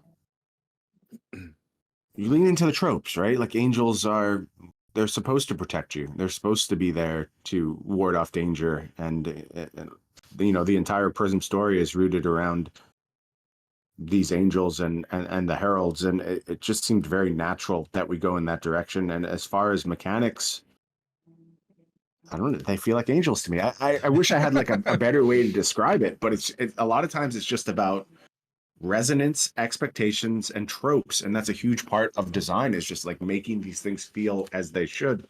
And it's one of the things that drew me to TCGs in the first instance. When I first saw a Sarah Angel, Oh yeah. and when I first saw a Shivan Oh, yeah. Dragon, like these things operated the way I would expect them to, and I think that is a high bar that we had to live up to with both angels and dragons. And it'll be on the players to decide if we reach that bar. Yeah, I mean, the whole reason I wanted to bring this up is because I saw the angels, I saw the dragons. You have your red flavor, you have your yellow flavor, and I just can't help but just start the brain starts ticking, right? I'm like, okay, then now what would a hypothetical like blue pitch themed illusionist make, right? And I was just like, okay, blue pitch. I'm just like, maybe they're spirits or something, and I'm just tying this to Flesh and Blood lore. I was like, maybe they're ancestor spirits in Mysteria or something like that. And I was just kind of like thinking about like all the ways you can differentiate flavors of illusion allies, because that really feels like one of the core mechanics of the illusionist class is like these allies. Before it was like you had your phantasm stuff, but I think the allies make a lot of sense in terms of flavor. You have the physical illusion on the board, and also it's just kind of like you said, cool. It resonates with folks. People love dragons and angels and stuff. So yeah, that was the genesis of my thought process behind there. I'm very much looking forward to what y'all are doing if you do more illusionist stuff and what form those takes. I'm not going to ask questions about that because I already know you can't talk about that. But I'll just say that I'm looking forward to what you got cooking, if you got anything cooking. Give us a board Yeah. wipe for Azalea so she can I get rid of think, those Ashwins. I don't know about that, but I think the illusionists have a lot of paths to go down, and I think we've already seen a lot of those paths. Honestly, like there are a lot of illusionist cards that kind of hint at what else illusionists can get up to besides just this ally-centric gameplay. Oh, yeah. And I'm looking forward to building out that class. It's one of my favorites in terms of just feeling very just ripe. It feels like there's so many directions to take the illusionist in, so it'll be fun when we come back to that. Yeah, I'm. It's not something I talk about a lot, but I'm a very big fan of the illusionist class and the illusionist heroes. People know me for like assassin and ranger, but I can't see them in here. But literally, the two hand-drawn things that I have from Livia Prima are the illusionists. It's Prism and Dromai, right? And then whenever the next illusionist comes, I'm gonna ask Livia Prima to draw me another one, like whatever the new characters come. The white-haired illusionist. I'm just waiting. But yeah, did any of you other guys have more questions? I have more questions, but I want to toss it off to you guys if you have any more. Yeah, there's quite a few community-based questions, isn't there, that we've got on this list. So maybe we should go through some of those.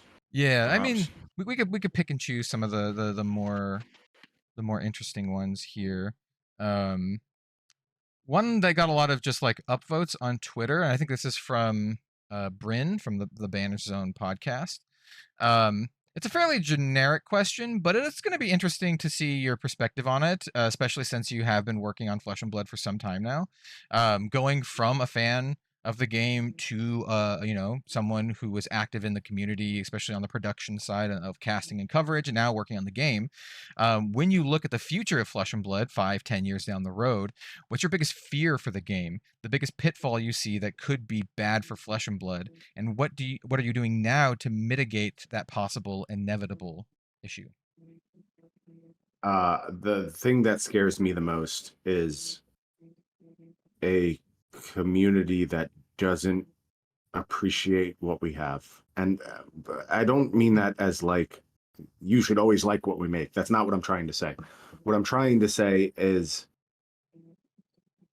if a community kind of turns against the thing that they're there for, it can be really, really dangerous. And I understand why that happens. I saw it happen in Magic, and frankly, I was a part of it. You know, I was turning against the thing that I loved. And it led to a very negative, very toxic space, and one that just wasn't fun to be a part of anymore, basically. And I think that as Flesh and Blood players, and then as Flesh and Blood developers, designers, companies that make Flesh and Blood, we have to keep this relationship we have now. It's so critical that we maintain the open lines of communication, the forthrightness that both the community has with us and that we try and have with them, the respect. I think like I am incredibly blessed to have such respectful feedback from so many people. I see what some developers go through in other spaces. You know, I talked a little bit about Mark Rosewater being a huge inspiration for me, and he certainly faced his share of this. But another huge inspiration to me, lead developer of Teamfight Tactics, Mort Dog. And he has been just incredibly forthright with his community from the beginning, does streams talking about development, writes these beautiful articles explaining every single intricate detail and all their decision making, and just faces the most heinous harassment from this player base. And you know, part of it is it's coming from a different space. It's coming from the video gaming space, which I think like trends a little younger. And look, I was an asshole when I was younger. Like I just was. And I understand like you have to mature a little bit. And I'm thankful that we have a little bit older audience and we face less of that. But the things he puts up with, like I would not be shocked if at some point he just has to stop doing what he's doing. And that would be such a shame to his game. He's such a valuable part. And I never want to see our game go down that path where things trend that negative, where I can't keep doing the type of involvement I do. Because I will be frank with you, you know, I'm a very empathetic person. I take things to heart. I take things hard, frankly. And that includes criticism. I'm open to it. It's something that I've grown a lot with over the years. I always am accepting of feedback. But, you know, when I see negative takes on our game, it does hurt me. More so when they're not grounded in reality. That's what's really hard for me. Like when they're just not based on anything that's true or anything we're trying to do, or based on bad information, it's really hard for me to kind of bite my tongue.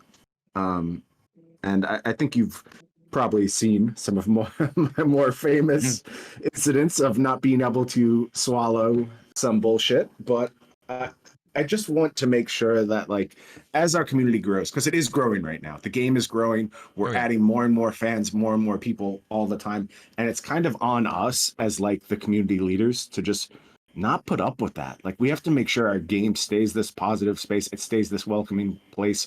One of the huge points of feedback you always got on Flesh and Blood through my first, like, you know, few months with the game. So we're going back a couple years now, which is crazy to think about. But when I'm first getting involved, it's always, I can't believe how positive the players are, how welcoming the players are, you know, how the vibe is just totally different than any TCG I've played before.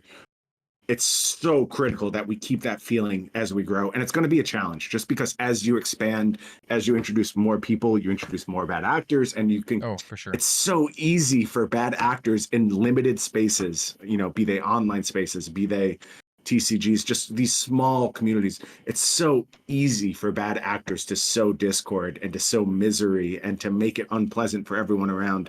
and I just think it's something that we have to manage so actively.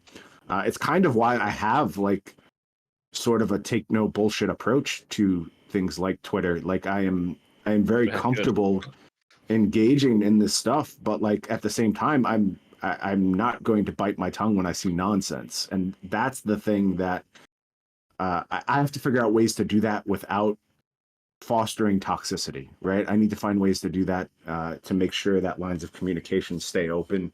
Something that I'm growing at, something I'm working at, but I want it to be something on the minds of the community too, and just make sure we are making this the most welcoming, fun, just happy TCG on the planet. Like I really want to spark joy in people. It's so critical to me. I was not expecting this answer from you, to be honest, and I don't know if you know how much I can relate to literally everything you said, because that has been one of the core parts of like what I do on YouTube. Just in general, I talk about things that I like, right? Because, you know, I could be angry and yell about stuff like a lot of people, but that's not really what I want to do, and that's not really what the vibes that I want to give out. Even, you know, even if I have like criticism here or there, I'll say it, but I'm here to talk about things that I love, and I love Flesh and Blood, and it's always been a thing since the genesis of like covering Flesh and Blood, and I know this is true for other creators who are personal friends of mine that are like, I would say, and I don't say this with ego, but like the bigger creators for Flesh and Blood, like myself and like DM Armada, he and I both try our best to foster a really positive and welcoming community. And that's just like, and it shows. I think you guys deserve a ton of credit for that. Like you being the leaders of this community shapes the way everything else goes down. It's so critical that that's the voice that's, you know, sort of leading the way. And I don't think we should ever lose sight of how valuable folks like you are to this game. It's the thing that is going, like I said, I'm legitimately, that is the thing I am most scared of in 5 to 10 years. Like I know how quickly these things can happen, and it's just critical that we lean on these positive voices whenever we can. Yeah. Well, for whatever it's worth, I don't think Steven or I are going anywhere anytime soon. No. And you're right. It's one of the things that I've kind of like braced myself for. You mentioned it, but as the game grows, we are gonna get more bad actors just because that's just how it works. Like you're gonna have more people, and then on average, more people. You know, there's gonna be more people that, you know, like I said, that are bad actors. For me, it personally, it's tough sometimes because I'm the kind of person who, if someone presents an argument, as long as it's not like absurd, right, or like outright offensive or anything, I want to take people at face value and assume that they don't have ulterior motives or that they have, you know, that they're bad actors. And so my biggest thing is I reply to too many people that I really shouldn't. Like I just really shouldn't reply, and I regret it because I get the response, and I'm like, oh, you didn't actually want to have a good conversation. You just wanted to scream into the void, and I'm like, yeah, sure, you can scream into the void now. I should not have responded to you. So yeah, that's one of the things too that I find is that some people are just unhappy. Like this isn't me criticizing someone for being unhappy. I've gone through unhappy periods in my life. I understand. Like, world is hard, and it can be brutal, and it can, you know, kind of beat you down. And I get that will be reflected in all aspects of your personality. If everything around you is just going to shit, it's hard to be positive about a card game. Like I understand. And I think, you know, those people have a right to their unhappiness. I'm not trying to deprive them of that, but at the same time, I just have to be real with myself and realize that, like, I don't need to expose myself to that. Like it's not something, it's not true feedback. It's reflective feedback. Like it's a mirror of what they're experiencing in other places. And at the same time, here's the biggest concern is that at the same time, you have to be able to distinguish between that and good faith criticism, right? Because if I just create this world where the only people I talk to love Flesh and Blood, then shit, my job's so easy, right? Everyone loves everything I do. Right, I don't ever have to get better. I just keep churning out the same crap, and everyone will love it forever. And that's even worse in my eyes. So it's this constant struggle of like finding the really, really genuine, true feedback and the genuine, true negative feedback as well, and distancing yourself from like sort of the sadness and the malaise that comes from, sometimes it will be the game in some cases. People will just fall out of love with the game. People change. I understand that. And the game will change. And maybe at some point it will not be the correct game for you anymore. And it will, not be the thing you fell in love with. I've experienced that. I understand. But I don't want to see that happen. It's very much, I hope when I talk about my design philosophy and what I want to see going forward for Flesh and Blood, as much as I have influence over those things, I hope you see that my goals line up with continuing to make it the game everyone has loved to this point and, serving multiple folks. But it's going to be a real challenge to keep that positive vibe moving forward, to keep that good flow of information and conversation back and forth between LSS, content creators, just the general fans. It's something that we all have to kind of take on our plate. Probably me more so than most. And it's going to be a lot of work, but I'm here for it for sure. Yeah, luckily the community in general, like even on Twitter, of all things, is extremely positive. Absolutely, ridiculously so in comparison to other places. Yeah, ridiculously so. And people are raising each other up all the time. Like that's how I met Red Zone Row, Kel. That's how I met you. People are some people are feeling down. Some people just appear in the comments and be like, "Oh, don't worry about this. You lose subscribers, you do this, you do that, it gets better." There's people that just lift you up in this community, and the rising tide raises all ships. It's ridiculous how positive this community is. I mean, that's just personally how I feel about like content creation and stuff in general too. I'm not the kind of person who wants to stomp out all of the quote competitors or whatever. I don't see it as competition. I see it as like a party, right? Like we're not all like fighting each other. We're all just kind of like here having a good time. And I think if everyone's having a good time, it's just better for everyone, right? The best example that I gave is like when DM Armada, who is like, once again, he's like one of the channels that is like closest to mine in terms of like size and viewership. Like if he puts out a banger video, I don't get pissed off. I'm not like, God damn it, like I'm so angry that his video is doing really well. No, it's like hell yeah, man, that's awesome. Like I love that you're succeeding. Like that's anyway. Exactly. So yes. Yeah. That was a very deep answer. That was a great question. Lovely old job. Yeah. not what I expect. Not what I expected actually. That is something that I think about often. It is, like I said, it's one of like, I don't say like a mission statement, but that and in general, I just want to get people to play the things that I love and just want to share passion, and that's same. That's why I'm here. All right, let me look through these questions. A lot of these questions we've kind of gone over already. Let's see. We have one about like bans. I'm actually just generally curious what's the decision process behind what cards get banned or looked at and that kind of stuff. Is there like a council? Is it like one person? Like I'm just generally curious about. No, it's everyone. It's the entire design and development team, and Nice. it's working. It's something that we is ongoing conversation. It's something that we're always thinking about, always considering. It's something that we're often devoting large amounts of testing time to, large amounts of conversation time, large amounts of research, data gathering. It's a very, very complicated process, and it's one that I think we're getting pretty good at. I think if you understand our philosophy, I think it's getting to a really good place. And our philosophy is that we do not ban out decks. That's not what happens here. We're not trying to invalidate your approach. We do not want decks to be absent from metagames where they were previously great.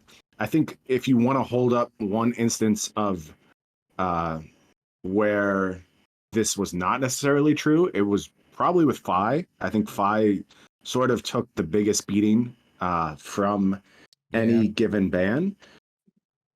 It wasn't that, we knew that like Fi was going to be hit pretty hard by the belittle minnowism changes, but it was not our goal to obliterate Fi, and I don't think Fi is gone forever. I think there will be a time when Fi comes back. It's certainly even possible that this metagame is the time that Fi comes back. I think the power is still there in that hero, and I think he'll continue to add tools. But on the whole, if you look at how we've approached our best decks in the past, be that Oldhim or Icelander or Starvo, Briar, now Lexi, the goal is never to just obliterate these heroes from the metagame. Yeah, it is to bring them back in line slightly, and I think we continue to get better at that. Yeah, I don't think it's a hot take to say that I think that is a really, really good approach. I know we had kind of like oh wow, crazy reaction to it, but like the more I think about like the Bullseye Ban Bracer, for example, or the Bullseye Bracer ban, for example, the more I really like it.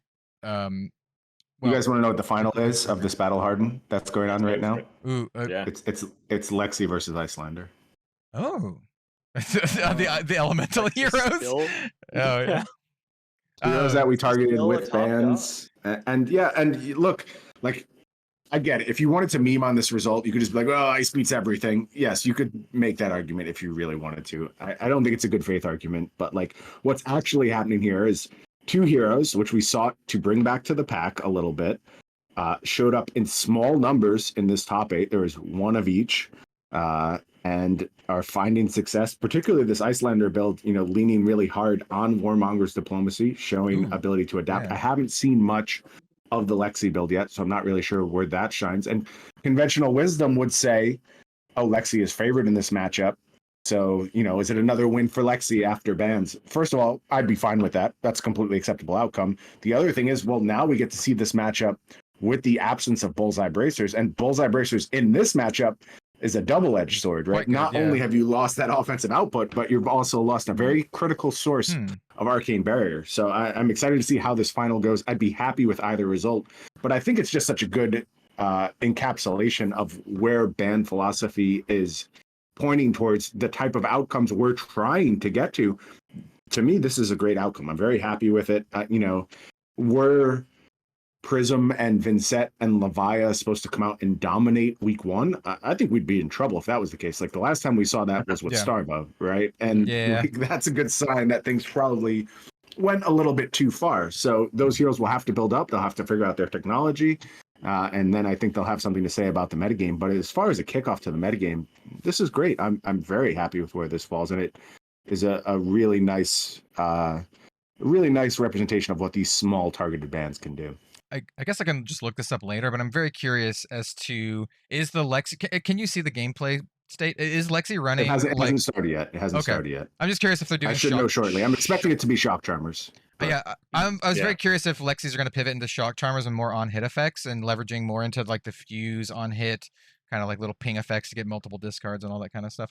We'll see. Yeah, there's room to move back to like ice builds, and I think that'll be successful. And I think Shock Charmers is a good piece of equipment. Like, it's very strong. I also don't think Hornet Sting is as bad as it kind of gets a rap for. And then we could talk about Azalea, and I think Bracers of Belief is actually a great Azalea card, like legitimately contesting for that spot with Bullseye Bracers. And a lot of it depends on builds, right? Like when you're doing the bolt and shot stuff, Bullseye Bracers clearly better.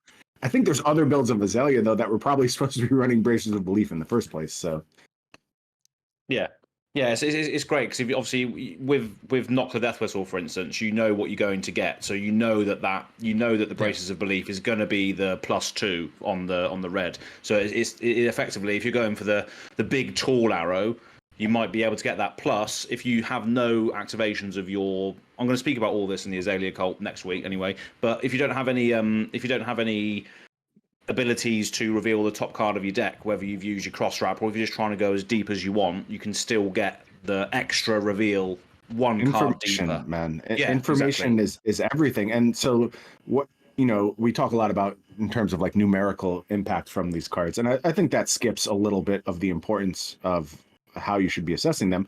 But if you want to just talk numbers, if you are able to take a gamble, a quote unquote gamble with Azalea that you would not be able to take previously if you did not have information on the top of your deck, and it turns out you hit, I mean, the difference there is you're talking 8 points, 9 points, 10 points 13 points of like it really depends on situations, but there's a lot of spots where Bracers of Belief can get you a lot. And then there's also it's like safety from a fail state where you could take the risk, but Bracers of Belief tells you not to, where your turn just ends if you take that risk. So that is also worth some points of damage.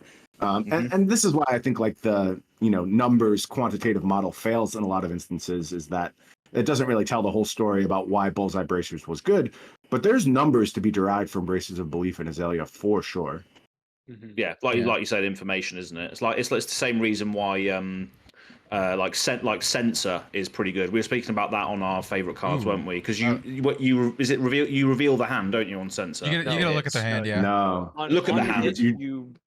On hit you get to name a card, and then they can't play that card until I believe your next. Oh no! So the play was you. This is what I was talking about on the podcast. You shake down, name the color, then they reveal their hand. You see what they have, and then you do the censor, so you know what they have. Correct. You need to get the information from somewhere else. Yeah, that was the play, because you can give Shakedown Go Again with black text, because black text can give any assassin card Go Again. So that's what I was saying. But another thing, just because I want to staple on to the talk just about information. I think something that there are a few people that I've seen have discussions about. What's the card called? It's the illusionist card. The one that look at your opponents.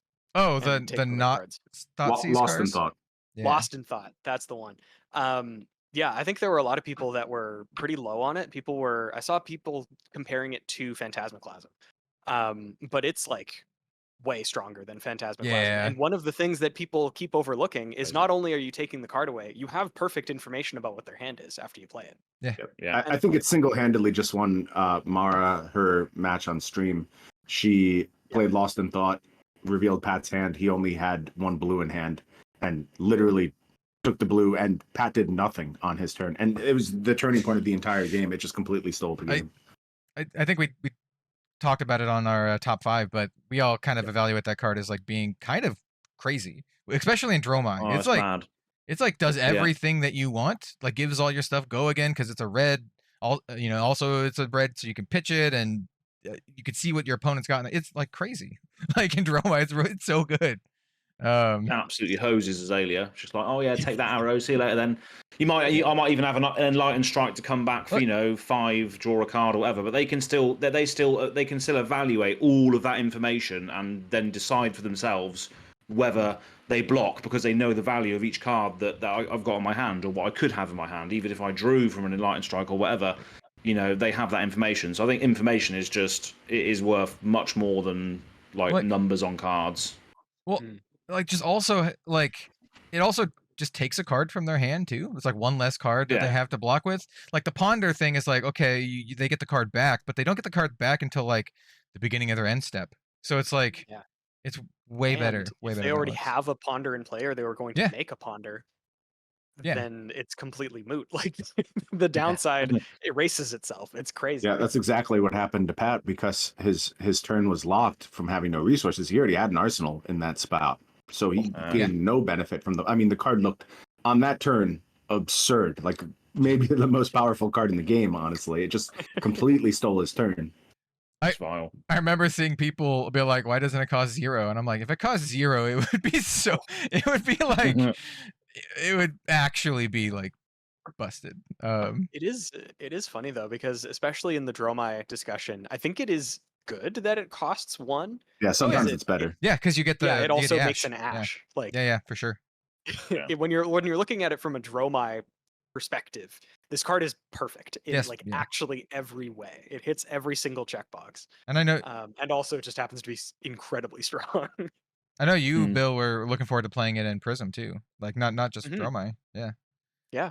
I think it's totally fine. Again, just to in some matchups, it's already just horrendously bad playing Prism into these, especially just the way that I choose to play. But if your opponent only has 1 popper, or if you look at their hand and again, like Bryan was saying, Mara did, just see that your opponent has 1 attack and it's their only blue, you just take that, and then what do they do? You've just time walked your opponent essentially, and it's so good. and you still have the information of the other cards that they have in their hand for when they do get their cards back. So you still got half of their hand information for when they do the thing. Yeah, it's ridiculous. I love information cards, even though, yeah, they hose me. They will hose me. I could go on and on about something that I really appreciate about my set reviews with Tommy Fresh is that we sit down and we look at every individual card. We go through every single card that is in the set. It's a lot of cards, and it ends up being like a 4 or 5 hour thing. But it really allows me to be completely aware of all of the cards, really read them with a second person. So if I like accidentally say like, oh, this is crazy because it just destroys like an aura, and it's like, oh, it's a non-token aura, whatever.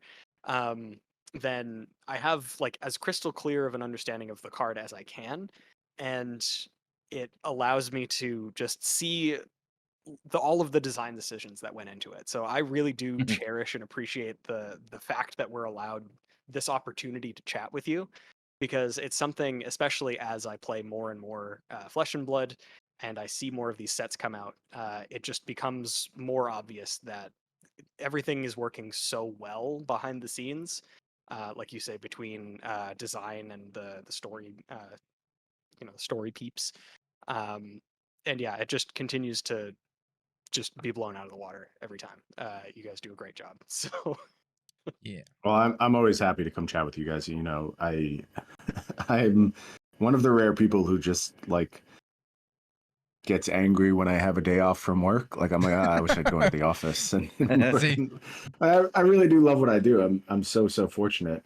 And I like talking about it after the fact as well. Maybe that's just like pure ego. I don't really know, but I am always happy to come and reflect on these things and go back over the stories of how they got made, and share as much as I can without giving away the secret sauce with y'all. Because I just put myself in the shoes of someone who loves TCGs, and I just find this information valuable from both an entertainment perspective and just how is my TCG doing? Like, what are the people who are making my TCGs thinking about? I think it's very, very important to know. Hopefully in some instances I give people faith that we're on the right track. In some instances I probably scare them a little bit and they're like, oh shit, this guy's making decisions. But either result is okay, I guess. We'll sort it out as time goes on. No, I think you guys are on the right track for sure. Like Good. I listen to quite a lot of developers, various TCGs. We already mentioned Mark Rosewater, but there's a couple other ones that I listen to. Not just card games, but also just board games and tabletop in general. I'm fascinated by it all, but I definitely think y'all are on the right track. I do have one final question from myself, and we'll see if Az or Bill has a little bit more. And this one, you said you mentioned the secret sauce, and I'm not sure if this is dipping too much into the secret sauce, because I want to talk about Hornet Sting from the Lexi. Hornet Sting in the Icelander matchup. Really, Hornet Sting? Oh, no AB, 0 AB against Icelander. Well, that tells me what their strategy is. It is kill them before they kill me. That is their strategy. Yeah, and it's interesting on the Icelander side. It's actually Iron Rot gauntlets in the hand slot, really? not Metacarpus nodes. Iron Rot, interesting. So I like the balls on this Lexi because like that's my kind of game plan, right? It's just know your matchup, know your win condition. It's critical. It's just all in, just go for it. I'm very curious to see how that turns out. That's a matchup where you could play it slower, but you likely, especially when you're playing the slow game against a slow deck, like there is a larger percentage of the time where you end up losing that. So you just play into your strength, which is just toss a bunch of damage at your opponent. They're gonna want a lot of Bolton shots and blue pitch cards to pay for whatever frostbites they get. It'll be interesting to see the disruption that Rhea can produce in this matchup. Okay, I'm back. I'm back in the Living Legends podcast. Okay, so the little bit of secret sauce that I wanted to ask about, because it's still kind of a mystery to a lot of Flesh and Blood fans. I'm gonna ask about fabled cards and the design of fabled cards, because we've seen a lot of different types of Fabled cards over Flesh and Blood's history. We have seen everything from gems to reprints to landmarks. And I'm not going to ask you, like, why don't we have more landmarks or whatever like that. I'm more curious about the design challenges, designing these cards, especially given that they have a prestige to them, right? But they also are scarce, right? So it feels like it's a quite the challenge, because you want the cards to be desirable, right? But you don't want them to be too desirable to the point where, like, their Eye of Ophidia, which I think is like the one of the most powerful ones, if not the most powerful one, and also like very expensive. So yeah, I guess my overall question is, yeah, just in regards to flavor, aesthetic, and playability, what are the challenges that you face as a designer of Fabled cards, because they do have this aura of mystique around them. And by the way, I just like to note personally, I think the last two Fabled cards, the two gems, are slam dunks. I like all of them, to be honest, but I think Plague Hive and I think the Light of Soul are both like incredible. But so yeah, there's I'm gonna let you guys in on a bit of a secret on these gems. They're easier to design than you might think. Really? Okay. And part of that is it's hard to make a playable card in Flesh and Blood that only produces resources and does not defend. Like that is a very, very specific set of circumstances, and it's challenging for decks to really want that, just because of the level of inconsistency it introduces into your game plans in so many instances. And I think the power has to be really, really dramatic on the effect before it starts getting dangerous. And even with something like Plague Hive, I think that crosses that line. Like the impact is occasionally huge. Oh yeah, but it's yellow too. So now when you start talking about yellow gems, it's a whole different consideration, because it has the potential to brick your hand in multiple ways. It doesn't defend well. It doesn't pitch well. Like, all of these things are working against it. And I think you'll see the same thing with Light of Soul. And it's not to say these cards are, it's not to say they're unplayable. It's not to say they're bad. It's not to say they're ridiculously strong. They're just another option. And I think they're almost always, by virtue of what they do, going to be a replaceable option. The difference between having another 3-block versus an effect from a gem in your deck is often minute. Sometimes, I would even say in most cases, you're better off with the 3-block, which is why we just don't see that many gems in high-level competitive decks. The only one I think that has made any real traction into top 8s in recent times has been Heart. I remember at PT1, there was a lot of Starvos playing Eye of Ophidia as well, and that started to make a little traction there. But since that time, I haven't seen many Eye of Ophidias make their way back around. Even looking at something like Azalea getting its moment in the sun, I really wasn't a huge part of that in most instances. So I think gems are naturally self-balancing to some extent, which makes them really good Fableds, because now they do have this cachet, they have this beauty. I mean, you see these gems, they're just outstanding looking. And I think they're working right now as Fables. Beyond that, there's just more options to get these Fables. I think if you look at the cost of Fables, they've come down quite a bit, which I'm happy to see. And it's something that we're keeping a close eye on. I am receptive to concerns. Every single preview season, we preview a Fable. We hear about how we have destroyed the game and how we're pricing everyone out. And then that Fable is proven to be unplayable. And people go, well, at some point, the mistake will happen and everything will be terrible. And maybe it will. I'm not discounting that possibility. Maybe it will happen. We'll mess up on a Fable. But it's hard. It's hard, man. Fables are self-regulating in a lot of ways. They really do inherently take some of the risk out. But, if a Fable is playable, I am hesitant to say it's going to be a problem post-generic gem era. The reason why we have such a problem with a potential problem, I wouldn't even call it a problem, because I don't think it's a problem right now. It is a potential problem. The reason that problem exists is because Eye of Ophidia and Heart are generics, and they're also in sets that were printed far less and are becoming scarce at this point. That is just a whole different can of worms that really doesn't relate to present gem construction. So as far as like level of concern, my level of concern around gems is probably less than it's ever been, quite frankly. Like we've just learned a lot about them. We understand their power level better. There's more copies out there for folks to get their hands on. All that stuff is working really well with gems. But we're still thinking about it, still considering it, and it'll be something that we watch carefully in the future.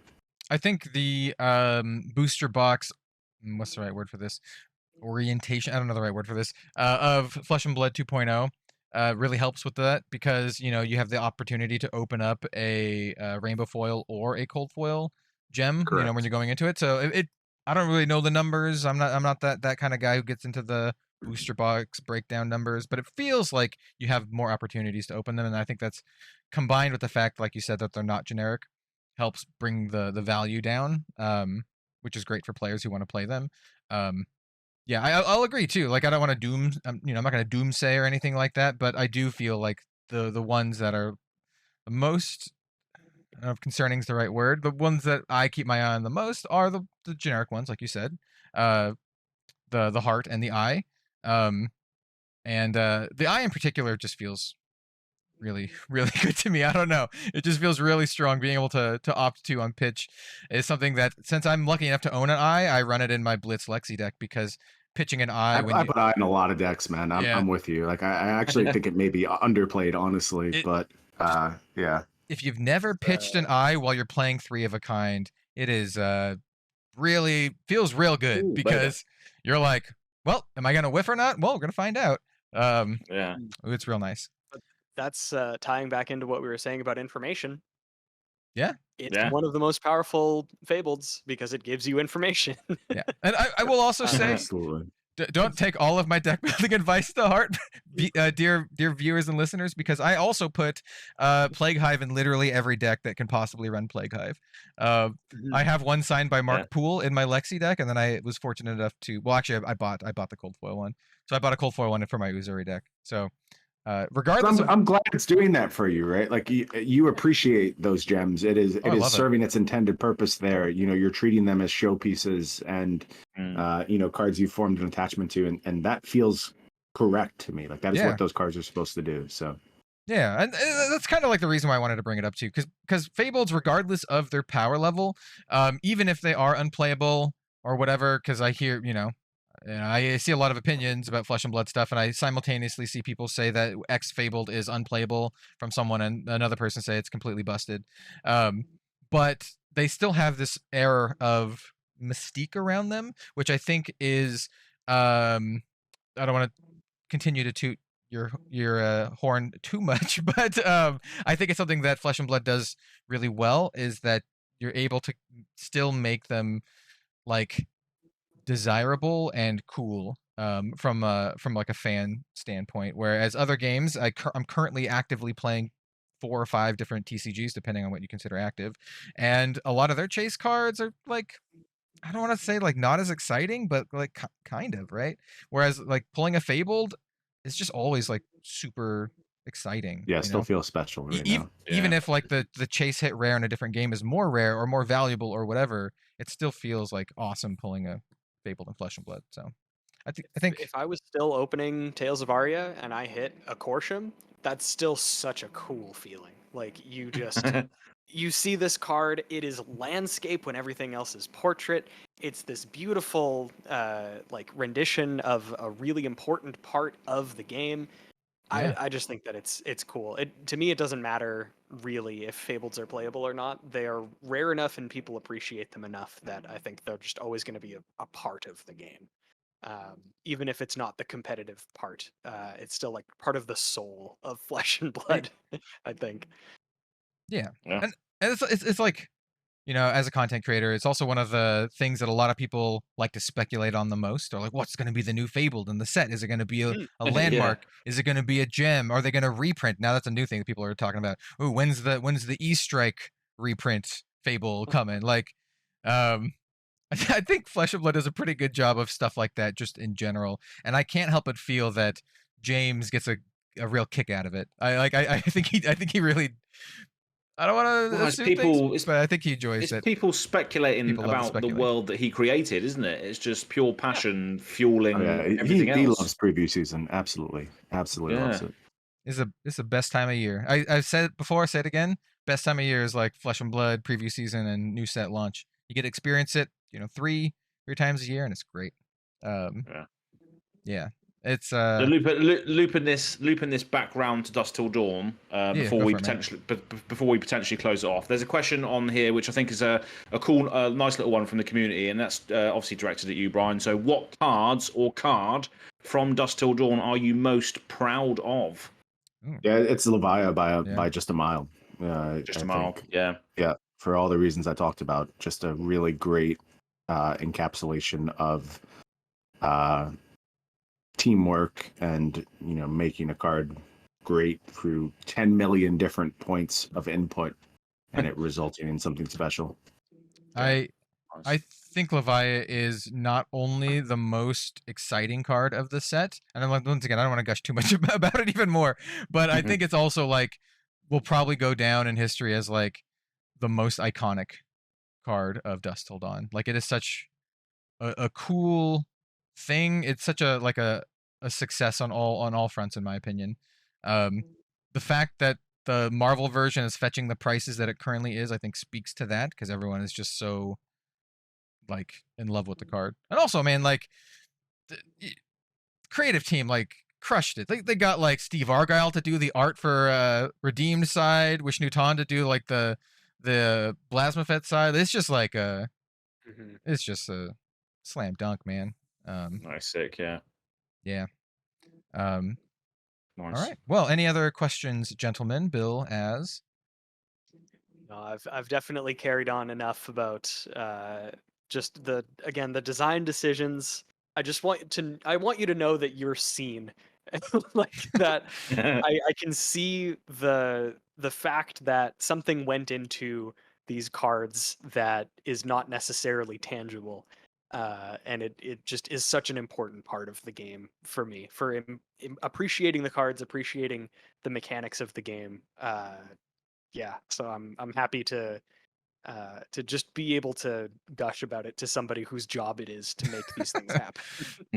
just to say like, hey man, good job. Like, oh man, like I think my personal big takeaway from Dusk Till Dawn is just there is so much more in Flesh and Blood design space ahead of us. Like, Yup. like that's my personal big take. Just don't worry, y'all. Like there's so much cool shit that's coming down the pipeline, and if things feel stale in one moment, they're going to feel too crazy in another moment, and then maybe sometimes they'll feel just right. And there's just so much more ground for us to cover for sure.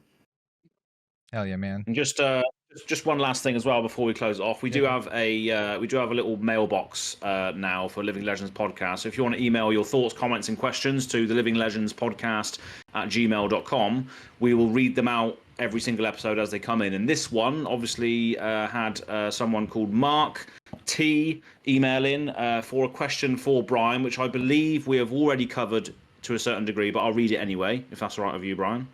Of course. So first of all, they say, hey there, Living Legends. Hope you're all doing well. Just listened to the podcast this afternoon. Decided I'd check off an item from my bucket list. Interact with the podcast and be immortalized forever. Also, I think I've got a hopefully interesting question for Mr. Gottlieb. But first, thanks a lot for the content. Please also give a digital high five to all the others. So here's the digital high five. It's good to have a podcast about Fab to listen to while driving to my LGS or wherever else. It's just brilliant. Awesome. Keep on and keep up the good work. We'll be at Barcelona for some real life high fives myself. If I build up enough courage tokens to approach you, that is. Anyway, here is the question. When designing a new hero, do you start by designing perfect cards for that hero and rein them in later during playtesting, or do you start from low power and try to see how good they perform without optimal support first? Example would be the 1-cost Runegate card for Vinset for an easy 1-card hand that can immediately attack with no setup required. Best regards from Germany, Mark. Nice. Have we answered? We've pretty much answered that before, haven't we? Do you want to touch on it again briefly before we close it off? Yeah, it's just one of those things that depends, and I think particularly in limited formats, a lot of times we'll start with bare bones, right? Like commons, rares only, and just see how the hero functions with those under its belt. A little bit different when you get to the supplemental side of things. As far as the RuneGate 1 card, I think I don't even know if that ever existed, just because we knew early on that that was a danger zone that probably was not going to work in our favor.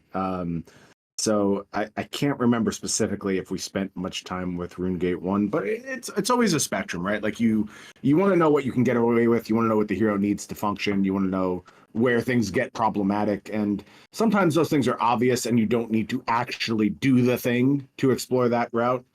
So it's really dependent on a hero-to-hero basis, whether you have to start with the absolute bare minimum, work your way up. If it's supposed to work the other way, they're all on the table. Fantastic. Well, cheers, Mark. Thanks for the question. Thanks for emailing in. livinglegendspodcast@gmail.com for all your comments and questions. But I think that is pretty much it. Kel, Yeah. what do you think?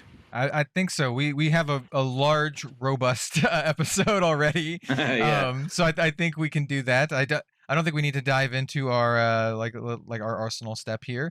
But I just want to say a huge thank you to Bryan for coming on here, talking to us about just Flesh and Blood, Dusk Till Dawn in general. I mean, genuinely, thank you for your time, man. We really appreciate it. My pleasure, gents. I'm always happy to come chat with you. You know that. You have an open invitation, especially come preview season, to have me on. It's becoming a bit of a tradition. I'm sure we'll do it again next go around. Yeah, you are always welcome on. And I actually just had a thought when we talked about Prof set, you said you had a hand in it. After it's fully revealed, would you perhaps like to come on again and maybe talk about designing that a little bit? I think that could be sure. Yeah, interesting. that's exciting. Yeah, let's book it. Let's do that. I think it's a cool moment in Flesh and Blood to be able to deliver that collaboration, and definitely want to share some stories from it. Awesome. Yeah, I'm very much looking forward to it. This is probably no surprise to a lot of folks, but I've already scheduled a little chat with Prof a little bit after he does his initial video on it, and it's going to be awesome to see Prof's perspective and then Bryan's perspective on it. So, I just realized you're both named Bryan as well. So, Math's confusing. Yeah. But I'm really looking forward to it. So, audience, you look forward to it as well. It'll be coming up in the next couple months because that product is due to launch in September, which is like right around the corner. Right around the corner. So that's what I mean. And this podcast in general is just for, we're well equipped to deal with that sort of product, right? Because we just love the game and love the casual social aspect of it all as well, right? So we're gonna love that one. So definitely stay tuned for that. That'll be good. Yeah, heard it at the top of the show. All aspects of the Flesh and Blood trading card game, everything from casual, lore, competitive, design, everything. So let's go around the table. Everyone, you can shill all your stuff to your heart's content before we around the go table. out. That was a good one, wasn't it? Hey, I'm gonna pretend that was intentional, and we'll just go to we'll do a Discord order. I mean, not Discord order, OBS order. So we'll go Bill first. Bill, where can people find you?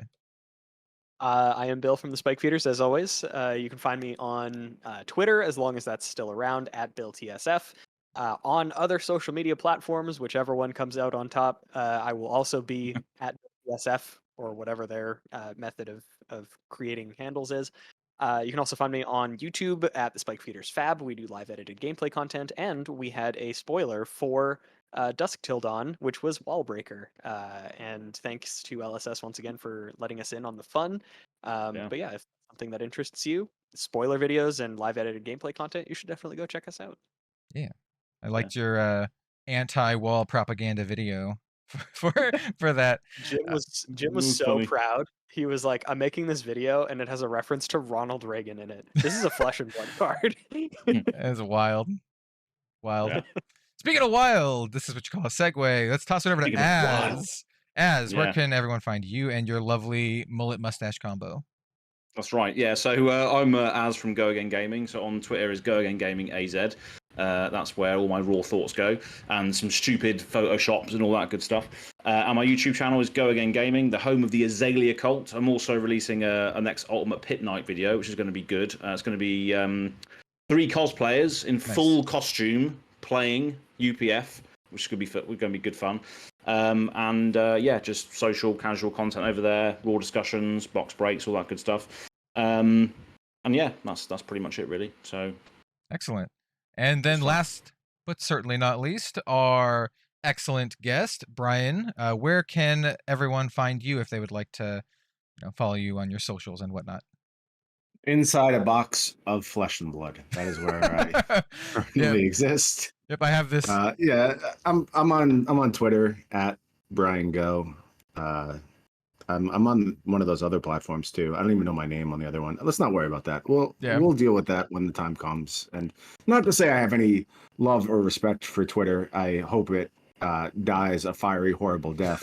But until that point, I am there for better or worse, and you can chat with me there if you'd like.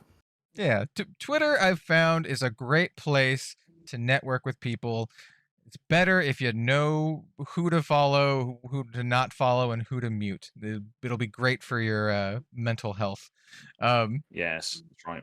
Yeah, then I've been Kel. That's why I keep appending that. I keep appending that as long as Twitter is still around. It's not because I choose to be on Twitter for any specific reason. It's just because that's where a lot of people are. So it's like, whatever. Yeah, it's just kind of like a necessity for. Anyway, enough about Twitter. I've been Kel, also known as Red Zone Rogue, and thanks for watching, everyone. We'll see you next time. Bye. Cheers.